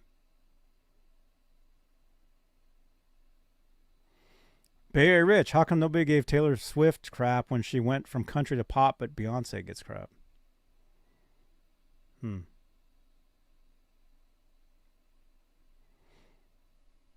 don't know. Yeah. So, I mean, the thing is, so you don't have to like everything, but at least learn from it. We all have different experiences, and we all learn from them, and I don't know. I don't know what I'm trying to say. I'll just tell you guys, for me, I'm never gonna say no. If you guys want me to check something out in the chat, hey, check out that song. Oh, I'll check it out. I'll listen to it. And if I don't like it, yeah. But the thing is, too, is if you're a well-rounded musician, and I'm not talking about myself, I'm just saying in general. If you want success, you have to be open. You have to be open to everything there is. You can't say, oh, I only play one pickup guitars with Floyds and a stack turned to 20. Well, you're not going to get very far doing that. You're not going to get anywhere doing that. But I did then. Not now, but I did then. And that was then. The Monkees had a song. That was then. This is now, right? No, but what I'm saying, though, is when it comes to gear, when it comes to guitar picks, try different things. Look at this, two totally different. See, I'm open to everything, man. I'll give anything a chance. And if I dig it, if I like it, it becomes a part of the toolbox. Right? I don't know what we're even talking about. Do you guys understand what I'm saying? Does that make sense? I haven't just been rambling the past 2 hours, have I? And the thing is, too, doing these shows has totally changed me as a person, too. I never meant to do this. I just stumbled into it. I just started doing it. Backstage says Taylor Swift may go heavy metal one day. Oh, I guarantee it. Oh, yeah, definitely. Definitely. She has some stuff that's rock on her albums. Metal guitars. Dude, her live guitar player is endorsed by EVH gear. He plays EVH guitars. So when she was doing the Eras tour for 2 years, selling out stadiums, almost nobody can say they did that. She did it. Yeah, Paul. Yep. Certain songs he was playing a Van Halen striped 5150 guitar. And those newer generations who have no idea about that, or that's grandpa's music, all of a sudden, there it is. And they may have been turned on to that and like, oh, I'm going to check them out. You know? Like I said, everything is freaking connected, you guys. All of it. You don't have to like everything. I don't like everything, but like I said, I'll give it a chance, and you learn from it. Oh, that's what I was going to say, is not just for the way you for musically for playing, but for production. I get a lot of amazing ideas off songs and albums that don't even have guitar on them. There's pop albums that have well, let's say rap. There's rap records out there that have incredible productions, and they've inspired me to pick up a guitar and play and write and create. That's what it's all about, is never stop learning and never stop creating, no matter what that is. But I'm just saying, you know, we're reading this article about Satriani and Brad Gillis, you know, saying, oh yeah, Kurt Cobain was pretty happening. It's pretty cool. It's pretty cool, you know. What else?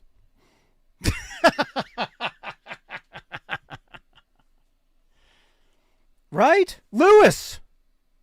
Look at this, Ron. Read these comments. I read it. Taylor and Demi Lovato can rock out together with... Where's my my branding here? We go to here. With this person... where are we? Dang it. Right here. So you're watching Johnny Bean TV? Johnny B TV? Johnny Bean. Bean. I see. Okay. All right. What's up? I'm Nita Strauss, hanging out here at the Ibanez booth at NAMM, and you're watching Johnny Bean TV. Thank you so much. Thank you.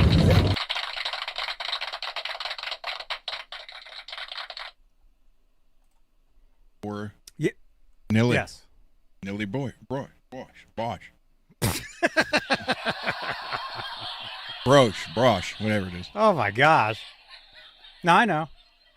No, I saw her on a live stream for Music Zoo. This was years ago. And I was the only one in the chat.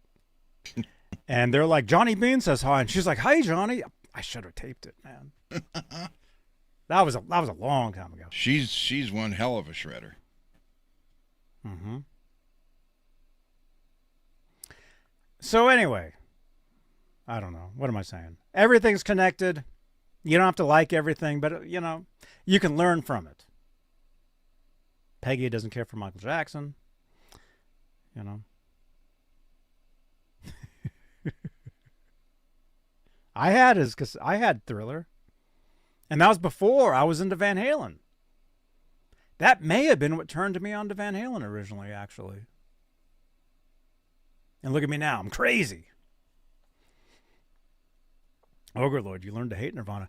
Not everybody liked them. Like I said, at the time, I was like, nah, it's not Van Halen. Whatever. But, let's see, when was that? That was 91, 2, 3, 4, 5, 6. About 6, 7, 8 years later, my opinion totally changed on them. And dude, freaking Heart-Shaped Box. That's my favorite Nirvana song, man. I mean, you heard it for a second. Dude, when that kicks in, I'm like, hell yeah, man. And another thing I can say, which you might totally disagree with. Nirvana, like maybe it was that album. That was In Utero, right, Mike Wood? In Utero, there's two things. Nirvana's In Utero, you guys can disagree in the chat or agree. In Utero and Van Halen's Women, Children First. Those are two albums, minus the reverb, the recordings, they're timeless.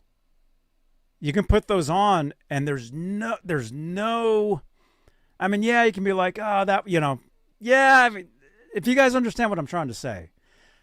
Those are two albums where you put them on and the production is like, oh, this is just as happening now as it was then. and it could continue to be happening, But the things are different now with the internet. Everything is in style now. Style. Who sings that song, Ron? Taylor Swift. Everything is in style now, so it's like you can, and that goes back to canceling TV. Is everything is on demand? You can listen to whatever you want, whenever you want. Blah blah blah blah blah, and it's cool. Everything's happening, Never mind feels kind of timeless to me in a '90s kind of way, dude. And that's the thing too, man. Mike Wood, are we the same age? Are you 29? The '90s to some of us is the '80s to Ron. I just gave my age away. You think back to that stuff, and you think back, man, that was some fun times, man.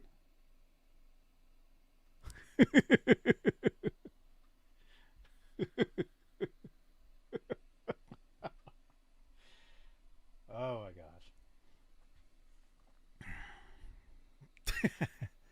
Your class of '98? Okay, we're not so far off.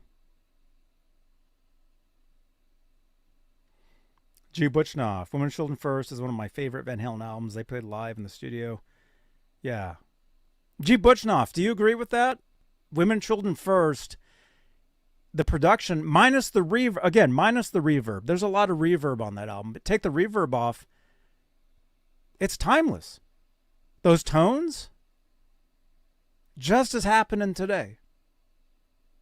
And that's kind of how I saw In Utero, Nirvana. I remember at least thinking that about 25 years ago. There was a time where I drove around listening to that album. And I'm like, this is happening, man. G. Butchnoff says 100%. Yep. Yeah. And Ron, you can grind your teeth a little bit.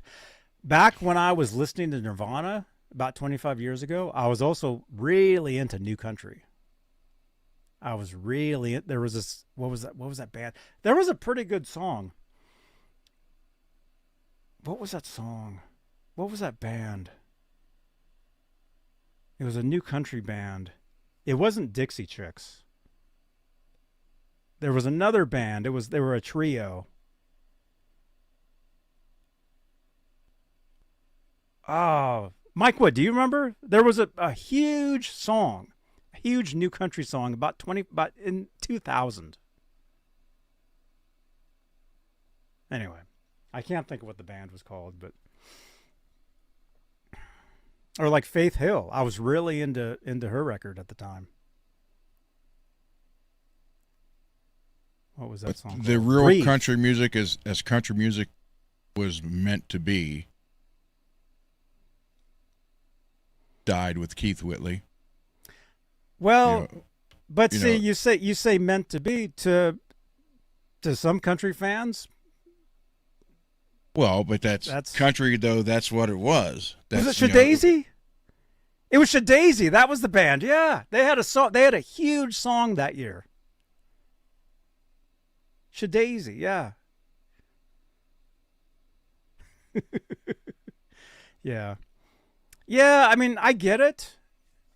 I understand. Oh, when Dave Lee Roth left, Van Halen was over. Everything they've done since then, bah humbug. I understand that. But I got into Van Halen after David left. So to me, everything after that was, oh, this is pretty good. Dug back. Oh, there's older stuff too. Oh, cool. With country music, similar type of thing. And yeah, new country is more, there is more pop there. There is more, hate to say it, Ron, there's rock in that. You listen to Shania Twain, dude, take her vocal off some of that. It's freaking Def Leppard, man. What? Yep. Dude, oh my gosh. You guys, we're finally introducing Ron to some music from 30 years ago. I used to listen to Shania Twain. Mike, what's the Shania song where it's Def Leppard, man? Because of Mutt Lange. Yeah, she was married to the fifth member of sixth member of Def Leppard. What was the song? There was a certain song of hers sounds exactly like something off Hysteria. Exactly. You just interchange. It wasn't Feel Like a Woman. No.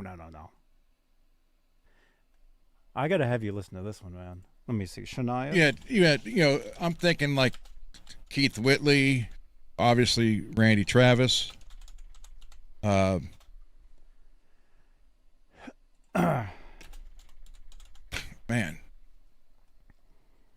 What song was that? Earl Thomas Conley, John Conley, Merle Haggard, Hank Jr.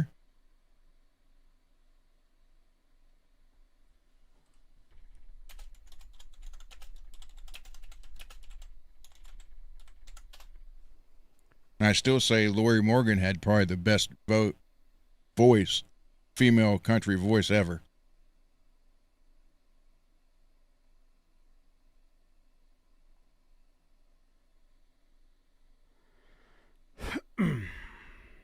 Do you guys know the song I'm talking about?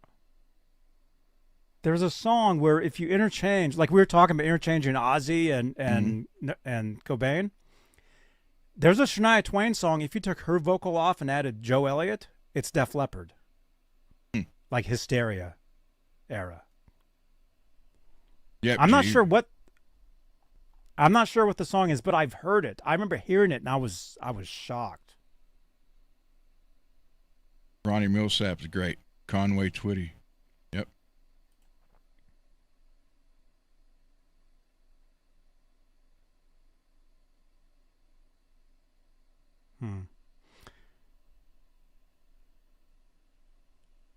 We'll find the song. You're Still the One? No, I don't think it was a single. It wasn't one of the songs that they just played nonstop. It was a song that I had never heard before. Robert Mutt Lange, patented 90s sound, ruined Def Leppard. What? Is that it? Honey, I'm Home? Shania Twain. You guys know what I'm talking about, right? Honey, I'm Home. Let me listen to this.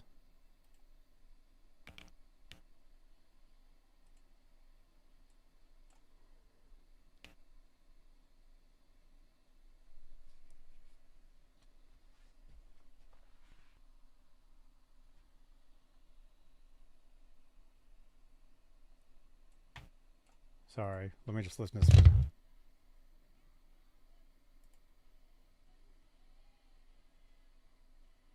Now, it's not this song. Now, it's not this song, but this song does sound like, it sounds like if Def Leppard was country. Because the background vocals are exactly Def Leppard. Cool. No, that's not the song. Although they played a commercial for some new artist right before that, which I want to. Dang it, I missed it. Peggy Crystal Gale did a song for Art Bell's Coast to Coast show called "Midnight in the Desert." My first guitar teacher, had a song featured on Coast to Coast one time. This was several years ago. I heard it. I was driving, and they're like, "Oh, that was..." Well, his name was Dave Boy. I'll tell you guys his name. They're like, "This is Dave Boy." And I'm like, "Huh?" I'm like, "No way. It was my first guitar teacher." That guy. Let me guess. That was a Sunday night with George Norrie, right? Because the first Sunday of every month they played unsigned artists who could send in cassettes. It may have been, yeah. They picked songs to play them. It may have been.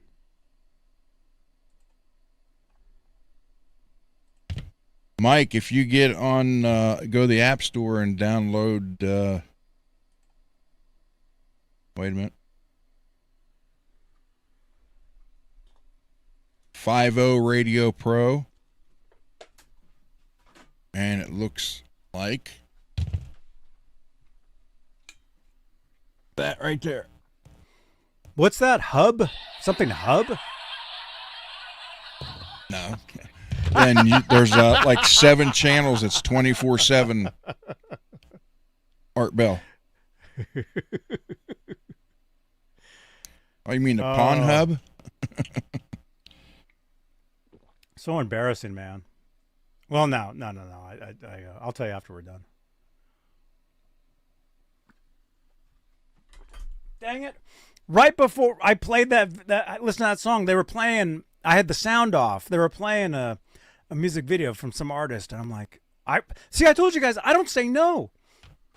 Now I want to know who that artist was, but now the commercial's gone, so I have no idea who that was. I'm going to have to play YouTube videos until I see that ad again. Because I want to listen to whoever that was. Mike, go Art up to Bell the search. Go up to the search and type in Art Bell, and it shows a bunch of channels that are playing it. Oh my gosh.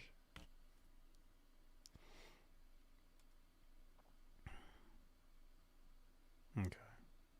No, okay, what I was going to tell you guys this. One of my a Facebook friend shared a screenshot from their computer of something, and you could see the tabs on the top, and several of them were blank hub tabs, and I'm like, oh, that's too bad.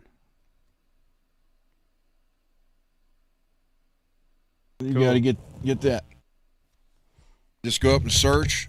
Like, go to bonus feeds and type in search. Just type in Art Bell, and there's a bunch of shows. Just don't do it now. Stuff. Yeah, don't do it right now. 24/7. Yeah, do it later. Well, since you're talking, yes. I'd say I'm going to go to the bench and show the electronics since we're at 2 hours. Okay, cool. But hey, speaking of Art Bell, you guys, the greatest Art Bell impression is this guy. Hey, it's Phil Henry here, radio legend. That's right. And you are watching and listening to Johnny Bean TV because I love it. And there's not a lot I love. Phil Hendry. What happened to him? He just left. Phil Hendry does the greatest Art Bell impression you guys have ever heard.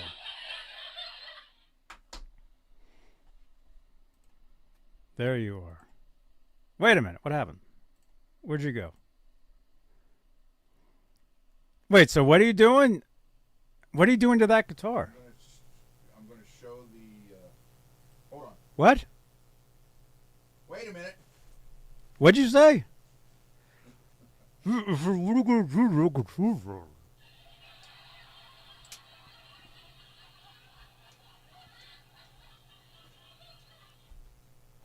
By the way, smash that thumbs up.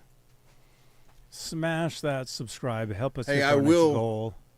Can you hear me yes. now? Okay. Yes. I will show some of the new area. Look at this. Oh, cool, man. These are all Floyd Rhodes parts there, and Floyd Rhodes is down there. Redid that, did the bench. You can see here. Hang on. You don't see that side very often. Now, I will tell you this. That press right there, I think I'm going to sell that. And behind that pegboard is about 2 feet on a bench. It's full of reloading 2 stuff. feet from the guy that last came down here. So no, so I think I'm going to sell all that, and I'll gain that bench, and I can eliminate this one. Then I'll have all this open room here. So, and then yeah. Oh, Rich. And Laz, the then die thing right there. So, all right, let me put this back. Dude, that's a sister's band. What do you? I know he sent me the thing. He sent me the that. Well, it's not. Did you listen to him? I watched part of it. Yeah, that video. Was the sound on? Yeah. Yeah, it's punk. right. Did it sound like Nirvana? No. Thank God, no. Okay, you do that. I'll be right back. Oh, wait, now he's leaving. No, I just want to make sure it was centered. Hold on, Okay. let me grab my phone so I can see the chat. All right.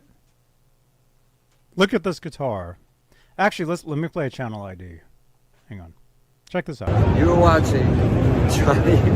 You're watching this motherfucker on wherever you're watching it. Just watch him. He's a legend. Awesome. Thank you so much.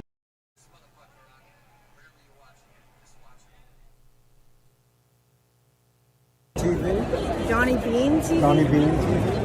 Do you find beans often? Do you have magic beans? No, that's my name. Oh, okay. That's my name. Oh, cool. Watching Johnny Bean TV.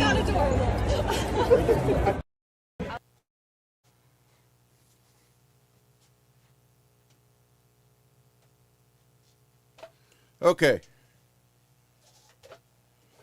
So what we have here, 59 Les Paul that my dad bought, new. And this guitar's been, this was the very first guitar I ever played.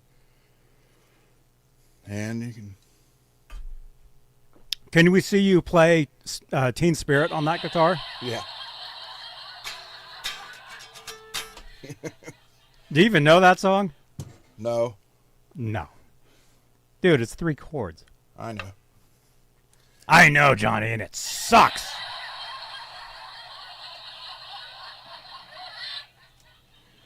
So I took right. the cover off today and sprayed some cleaner in the pots. And I think it's probably the first time or one of the very few times this cover's ever been off. Because I know my dad never did nothing with it. So it was scratchy pots. So this is all original. Look at that Cool. capacitor. Yeah, that's awesome. That capacitor is from 1959? Yes. Ah, that's cool, man. Look at the wires and the original pot, everything. And no, I didn't put a pure tone in here. I've never done anything to this. Wait, there's no Floyd Rose on that guitar. What's wrong? Yeah. So yeah, it's kind of interesting. But that doesn't look like any of the capacitors we see today. No, that's totally cool. That's I the like original pots and everything in there.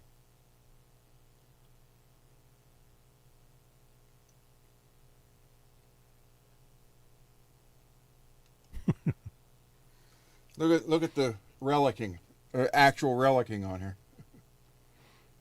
From Oh, you this- knocking the guitar over when you No. were 2? This is Cole did all this. And the headstock's never been broken, although it's even been dropped. It's been dropped and hit right there, but never broke. You know, if that drops one more time, it'll break. Oh, I'm sure it would. So. But I wanted to clean the pots. You know, they were a little noisy. I thought, then I'm gonna take the strings off and polish the frets and clean the fretboard. That's the look. You can tell my dad played nothing but cowboy chords. Look, see where it's wore down. Mm-hmm. So, original tuners. So, it's a pretty neat guitar. Oh, that's a great guitar, man. There's your P90, Johnny. Yep. Dude, I would rock that guitar, man. I've had a lot of people wanted this guitar. I always told my dad I'd put a couple decals on it. He said he'd kill me if I did. Oh my gosh. Yeah, that's an awesome guitar, man. I mean, even the original knobs. And it still has that damn thumb slicer pick thing. I hate that thing. It's original. So the only thing that's ever been changed on this was this plate, because the original one cracked. Other than that, I don't even think the truss rod cover's ever been off. Have you adjusted the neck? No, I've never had to. Look at the action. Let me turn it this way. Oh my gosh. What gauge strings are those? Johnny, they're 7s. 9s. 9s? Yeah. Dude, that guitar needs 11s. What? The only other one I have, I'm going to try these next.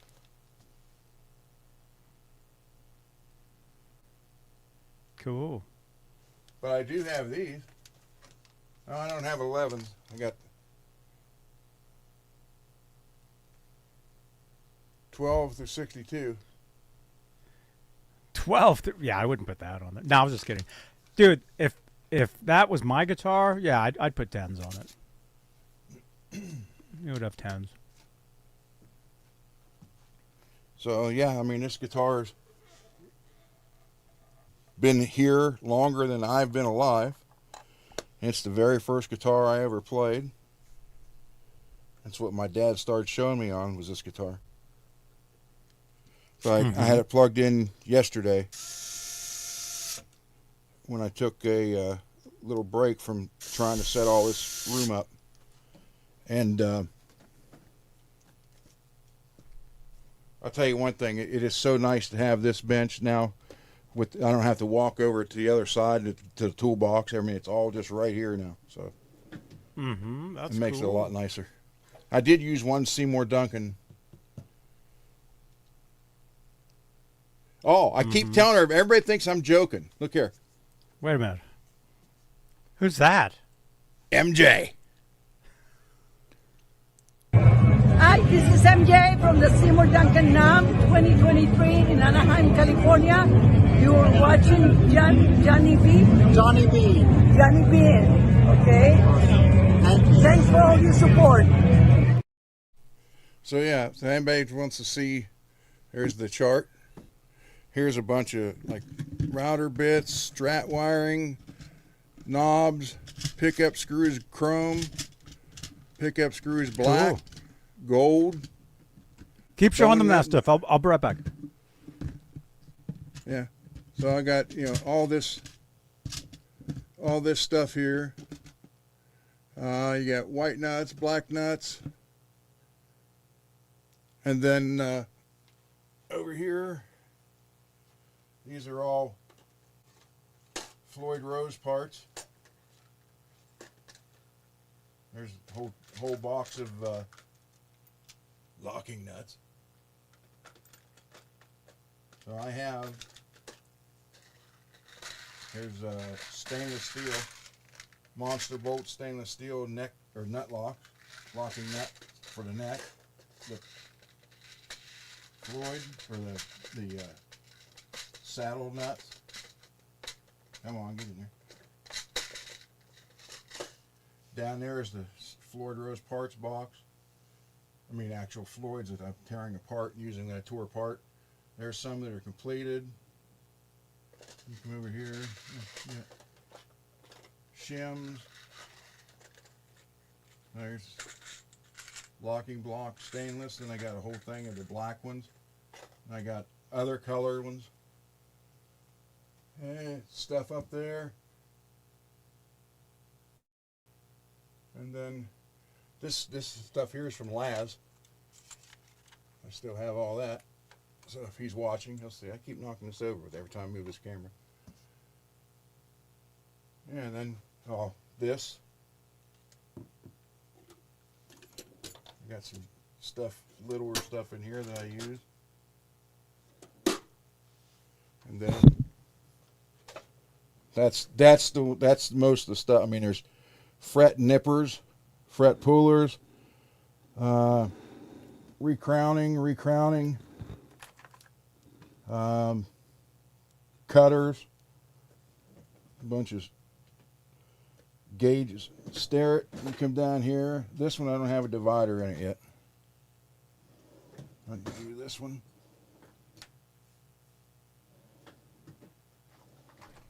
Some parts. other parts.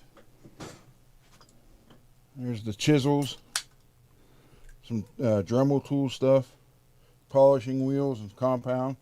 And down here's some capacitors and a bunch of the Strat thing, the Strat pick guards. 5 of them are already loaded, and then I have the Tele ones right there. Rich, if you want that gold one, let me know for that Tele you're working on. So, but yeah, everybody thinks I'm joking. I got MJ. We know you're not joking because I sent that girl to you. I know, but I mean, everybody thought I was joking when I said it's my pinup girl on the bench. So there it is. Some wires, all that stuff. Mike, see you tomorrow, man. So, anyhow, but I spent all weekend clearing this up, building that shelf, setting this up, getting it all cleaned up and working. So I'm going to get rid of that. I think I'm going to sell that reloading gear probably by next week. And I'll be able to finish that whole side with everything over there. Cool. So, You Win My Love. That's the song, Greasy Monkey? Greasy! Let me see. And if you looked at my screwdrivers here on the bench, they're on a magnet. And OCD wise, I have to have them so that the walt sticks out towards me and they're spaced evenly. My son-in-law come down here today and he turned one around on me because that's what I want to tell you, Johnny. After reconfiguring everything, I did not have room for that double rack. So I told my wife, I said, if my son-in-law doesn't want it, I was going to send it to you. And I asked him, I didn't think he'd take it, but I wanted to ask him just so I could, so I knew he took it. He come down and got it. Cool. Or I was going to send it to you. I was just going to put it in a box and send it to you. But Oh, yeah, cool. He wanted it, so. That's cool. The double guitar rack. Yeah. Yeah. Yeah, I probably need another one of those. Wait, let me listen to the song and see if this is what we were talking about. Ogre Lord Randy's in the other room. Randy's on the other side. This is the work area. Where the new soldering system's there. Johnny, look, here's my fume evacuator. I got sitting on the handle, but yeah, I can put it right. So I just turn it on. It's the same brand as this. This is a soldering gun and a heat gun, hot air. You can hook it up to do shrink wrap, or just use a lighter. But so let me put this back. I'll go back to the other microphone.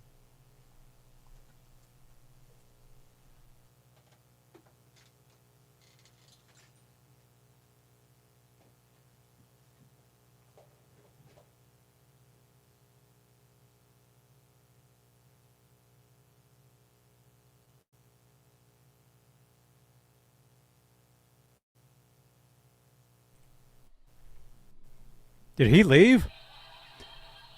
Oh, sorry. I was just listening to that song. I don't know if... There you are. I don't know if that's the song I was talking about either. I don't think that's it either. There's a Mutt Lange mix of a Shania Twain song. It sounds very different from the original version. I don't think that's it either. There's some Shania Twain song sounds just like Def Leppard. Either Hysteria or... What was the album after that? Adrenalize? Remember that song Let's Get Rocked? Yeah. Def Leppard? Yeah. It was almost like that, but it was Shania Twain. Anyway. Oh, good Lord. Up on top of that, there's a poster of the show the day before Randy died. There's a charcoal drawing my wife had commissioned for me for Christmas. And then I have a charcoal picture that my daughter drew when she was 14 for me. Hold on, I'll show you. JR, you didn't like Let's Get Rocked? When it came out, I was like, yeah. I was like, yeah, I don't know. But my girlfriend at the time was in love with them, so I had to listen to it. She was 14 years old and learning how to draw charcoal. And for my birthday, she decided to do this for me, but she actually finished it at the party, so she didn't spend a lot of time on it. Oh, wow. Not bad for a 14-year-old that finished it, more than half of it at the party. How come you don't have that up on your wall? I got it over here. Dude, at least we'd be able to see that, because everything else is just too small. There you go. So yeah, she did that for me, so get everything organized here. Yeah, because I bought that amp, that Randall amp, and I had the rack sitting there, and I thought, well, hell, now I don't have any room. Because there's about 2.5 or 3 feet behind that curtain that's all shelves, which has all my reloading stuff there that I was using. So I bought that amp, and I had that double rack sitting there, and I thought, okay, I can put the rack over here, but if I did that, then I'd have to take guitars off the wall. I told my wife, I said, I'll ask Steven if he wants it. If he doesn't want it, I'll send it to Johnny. And I didn't think he'd take it, but he did. Cool. I didn't think my daughter would let him have it.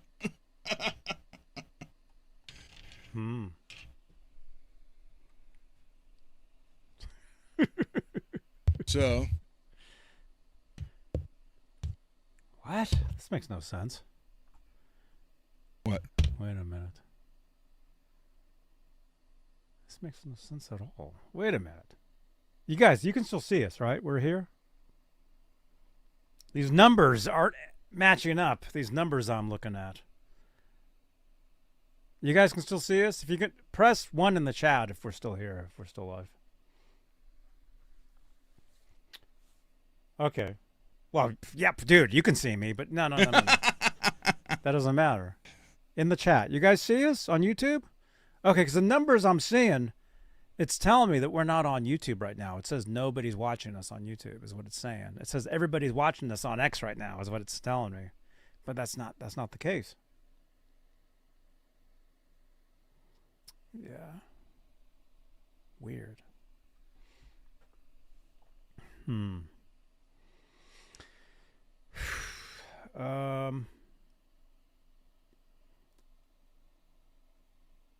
There's 15 guitars here at this wall that a lot of people don't see. No, we never see them. We can't see that wall. A lot of people. Actually, it's all Jackson and Charvel. Well, hanging up, it's all Crackles except for the lime green Slimer right here. Cool. Yeah, because when I do these shows, I have 3 different screens, and the screen over here is telling me we have 40 watching live. Screen over here is telling me 38. And I'm like, that makes no sense. That means we have 40, 50, 60. That means we have 70 watching total right now. But for some reason, this number is off right here. We have 78 watching currently right now. Nothing wrong with that. Thank you. Thank you, everybody.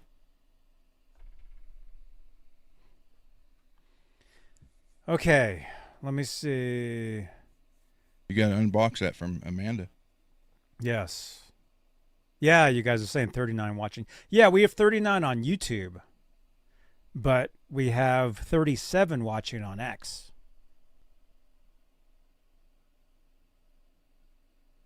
It says we have 1 watching on Twitch. That's Janice. She fell asleep. Just kidding. How many Randy guitars do you have? Brian is asking. 2. The Sandoval right there.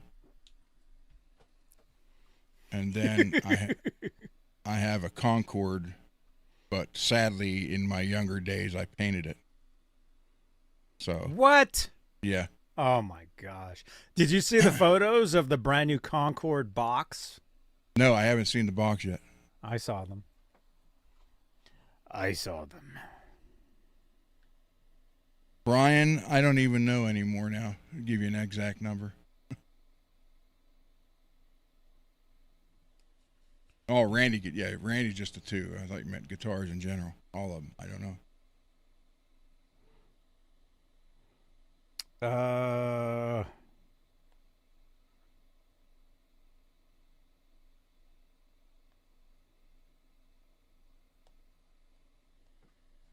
Yeah, see, check it out.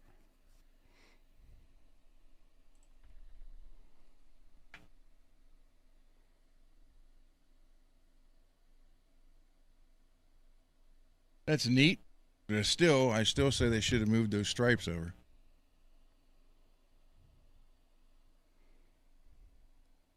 That's cool.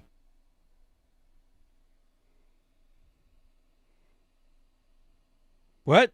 You sent another song?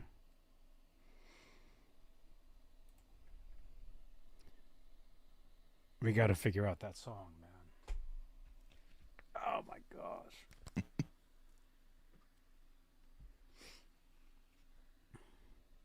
I got a deal. I just clicked on it on I frequent reverb occasionally. Johnny and Rich will tell you. He's what do you mean occasionally? He continuously sends Rich and I links to reverb, like non-stop all day long. I got an offer. Non-stop. I got an offer for this one today. I mean, I saved it, so they sent me an offer, a deal on it. There's a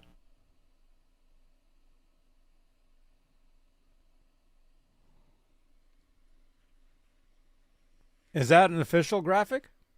no, someone had that done. And they sent me an offer. They wanted $699 for it exact total, and then they sent me an offer today of. Oh, as soon as I find it here.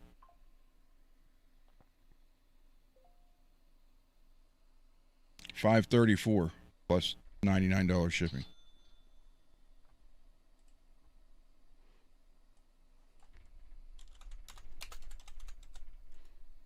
Cool. He did on the Lewis. He did on the Quiet Riot, the 2 Quiet Riot albums. He used that. Not on all of them, but he did use it on a couple of the songs on both albums.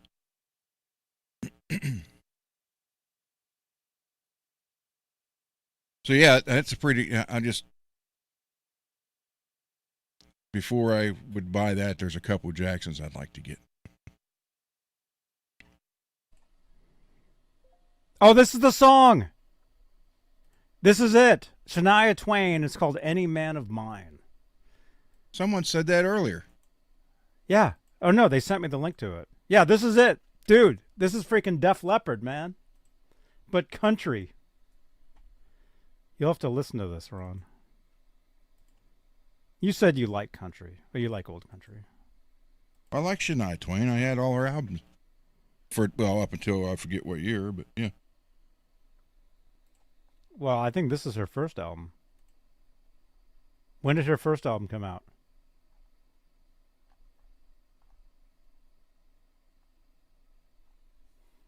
The Woman in Me.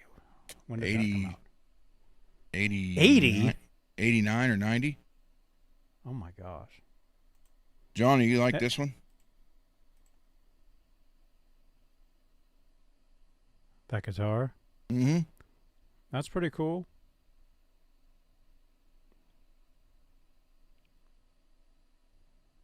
What is it? It is a Area Pro 2 MA650 Magna Series 1990 Rainbow Splatter made in Japan. See you, Lewis. That's cool. Oh, yeah. Area Pro guitars are cool, man. Anyway, there's the link, you guys. Open up another browser and listen to that. That's like, it definitely has a Def Leppard thing happening. Cool, man. They want $813.25 for the guitar and $247 shipping.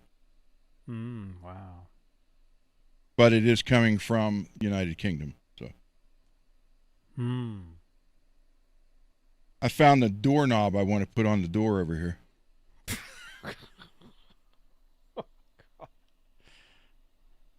Oh, weird.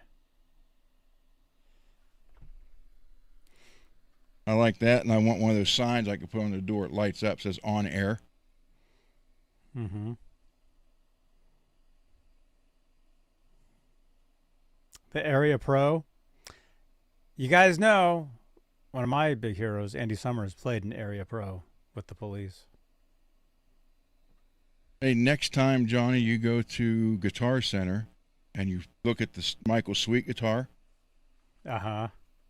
play this one. It's behind it. Oh, yeah. Play that one. Tell me what you think. I like that one. Cool. It's kind of a Chris Right on. DeGarmo.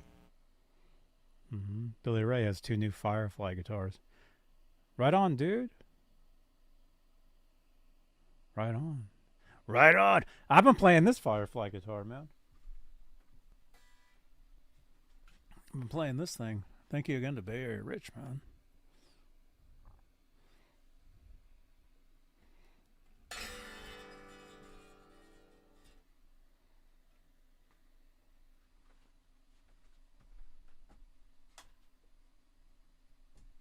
You don't find me on Reverb. I'm not selling anything.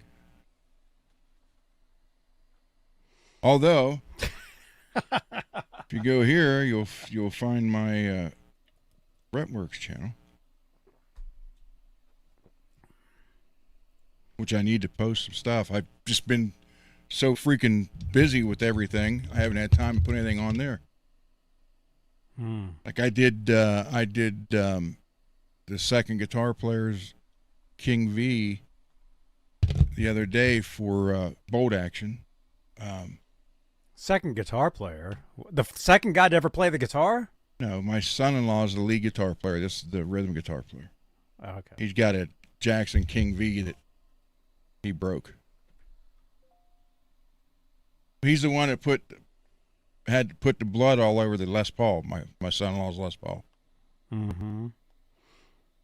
Oh, So- dude, these are you're getting these guitars, man? Oh, wow. Should I show these? Sent you pictures on guitars I got. Okay, that's you. Check this out. Billy Ray is getting these guitars. Billy Ray! It's a Firefly. Cool. Love that purple. That one. This is pretty much the same as this guitar.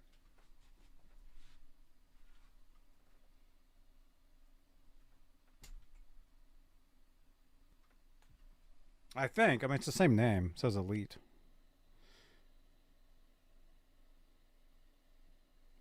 Wow, man. Uh-oh. Put an SRV on that. Wild, man. It says custom. Yeah, it's blurry.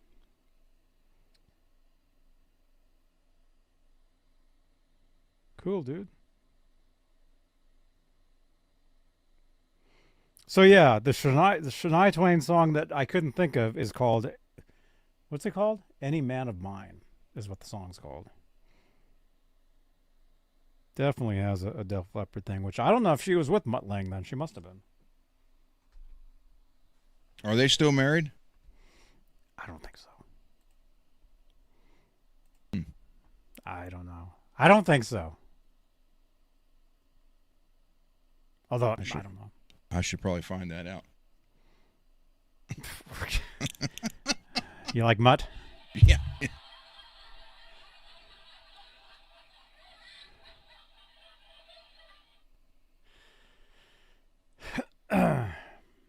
Right on, dudes. Where are we at? You got to open the box. for the package. 2.5 hours. Okay, let's do this. Yeah, let's open this and then we'll call it. Thank you guys for tuning in. Tomorrow, exclusively Van Halen. Mike Wood will be here. We'll be doing the. Is it an unboxing? Oh, I think Mike left, but we'll be showing the Balance Expanded Edition. He got that. And Amanda, you guys all know Amanda. She sent this in. It's been several days. It's been sitting here. Haven't had a chance to. Oh, my lighting just got really weird. Haven't had. Look at that. It's like that totally changes my lighting when I do that. Do you see that? Look at that. That's wild. What? I'm deaf now too. I said it fades. It's got a little less hue when you do that. A little less hue. Yeah.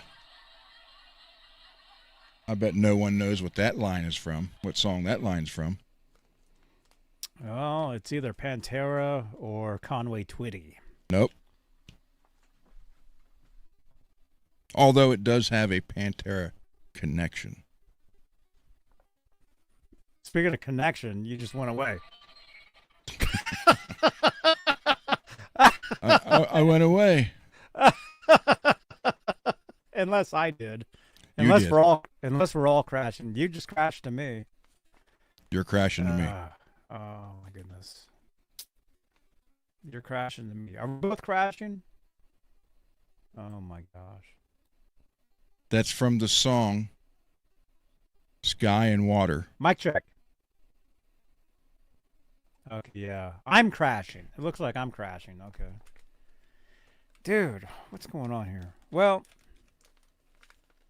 yeah, that's the song that Hell Yeah wrote for Vinny when Vinny died, because his favorite drink was Sky vodka and water, and the song is called Sky and Water, and in it one of the lines is something without you, everything has a little less you. okay, cool. All right, I'm lagging. Yeah. Let me jump out and jump back in, and then we'll open this. All right. Or just hand it to me and I'll open it. All right.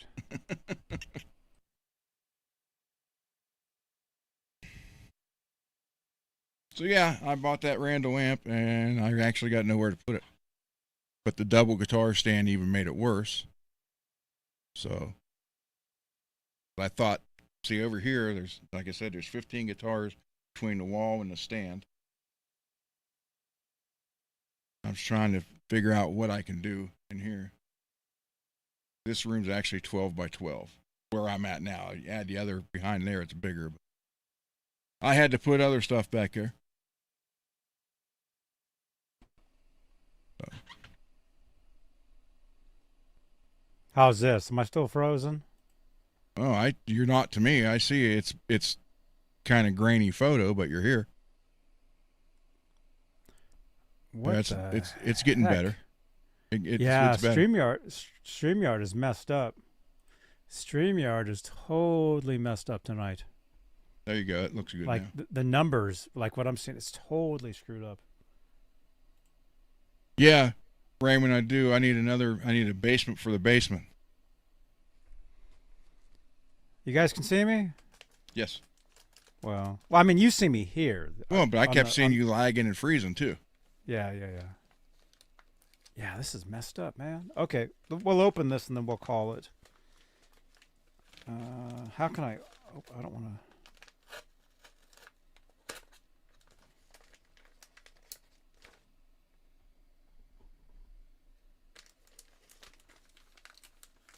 Thank you, Brian. That's a full oversized rectifiers. Full stack. And the heads there, but I was using the Engel heads on it. I'm a big Engel fan.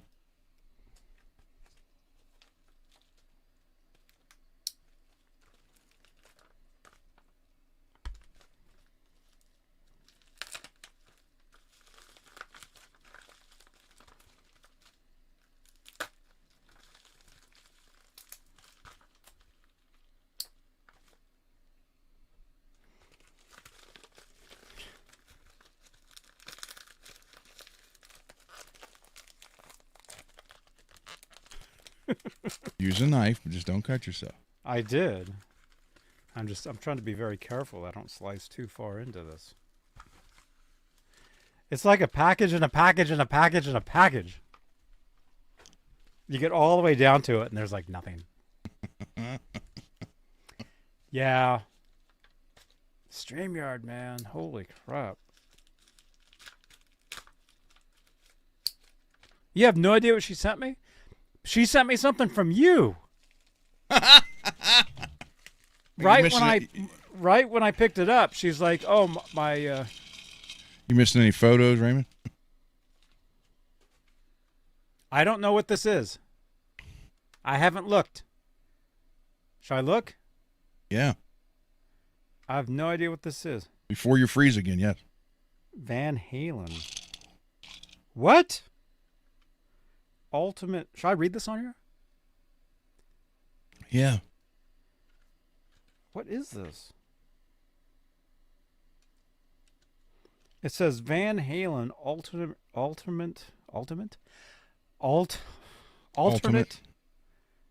remaster 2024. I have no idea what this is. I have no idea what this is. Do you know what this is, Raymond? So now you need to plug in the CD, DVD, Blu-ray player I got you and listen to it.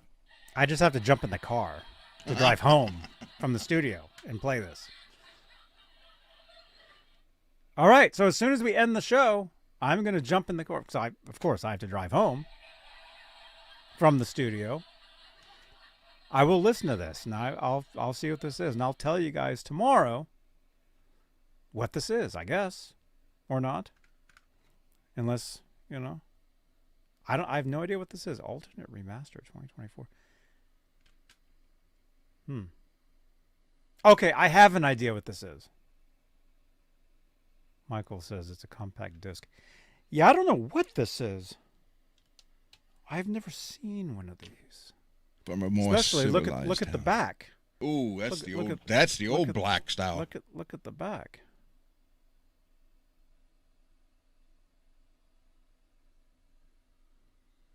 That was like the first PlayStation 1 games. They had a black back like that. Oh my gosh. So it's a package and a package and a package. Dude, thank you so much, dude. Backstage Recordings, thank you, man. Oh, excuse me. I normally don't burp on these streams. But...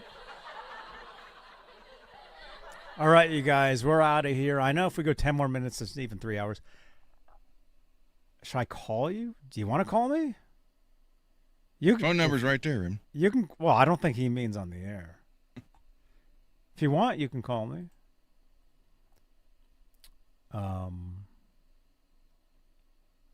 Tomorrow night, exclusively Van Halen with Mike Wood.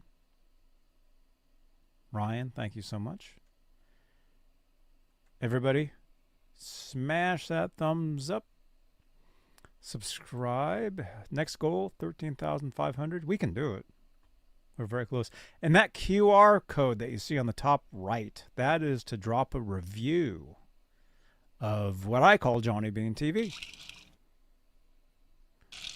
So, open up your phone, click on that. That'll open up, you can leave a review on Google for these videos, for these shows. That would be awesome. Thank you, guys. So, thank you, channel members. Wait a minute, what's going on? Billy had to get number 1 from Peggy. Billy Ray! Thank you, man. There we go. Billy Ray. Good night, Rich. Thank you so much, man. Thank you for the super chats, Billy Ray, the 10 and the 2. Thank you, thank you, thank you. Thank you, everybody. Thank you, channel members. Thank you for your continued support for this channel and these shows. Gotta do that for a second. Yes, I know I need to add a couple names onto there. Got to do it. Thank you, guys. Raymond, did you want to talk on here?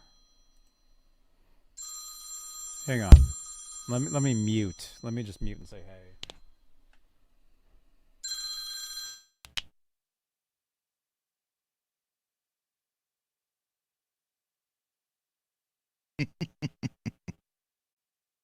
Billy Ray!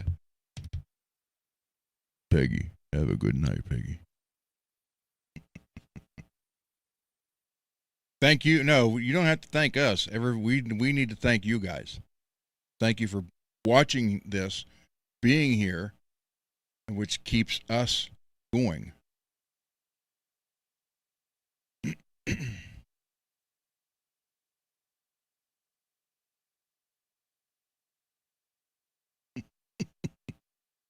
Look, NPN.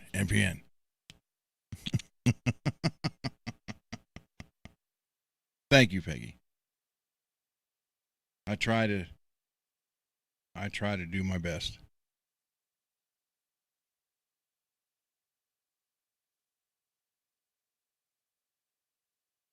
Oh, Peggy, we enjoy having you and James here. All you guys, everybody. So, deep heart, thank you, everyone. And I don't know what we're doing here. Yeah, Johnny can hear me. Are we ending? Yeah, we're ending. No, I was just talking to Raymond. Cool. Raymond gave me the insight on this. Cool. So I'm gonna listen to this in the car as I drive 2 hours back to where I live. Thank you guys for tuning in.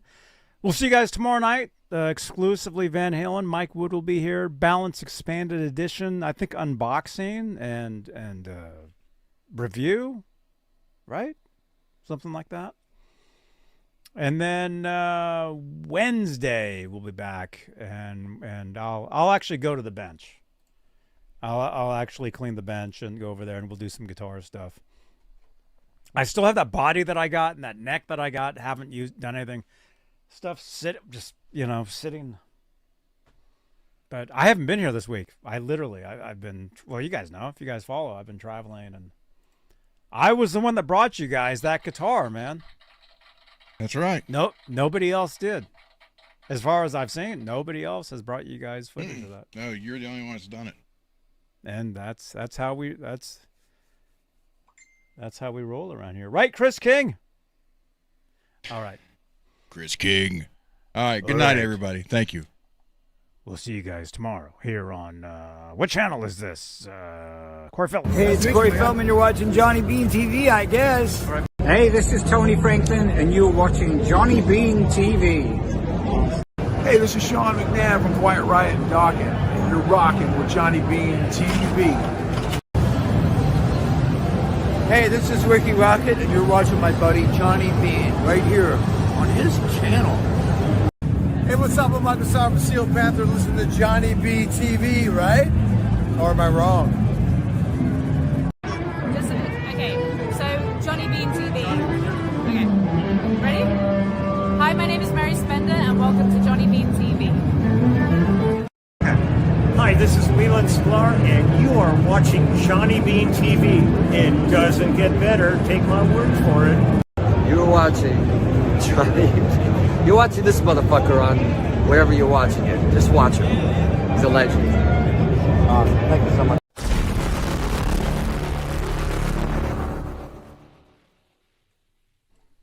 Said I'm a legend. You guys, thank you so much for watching. Click on another video on the screen here. Drop your comments below. Can we get at least 2 comments below? That'd be awesome. Billy Ray, thank you for your super chats. And we'll see you guys tomorrow. Oh, we're still there. Bye-bye. Good thing I still had my pants on.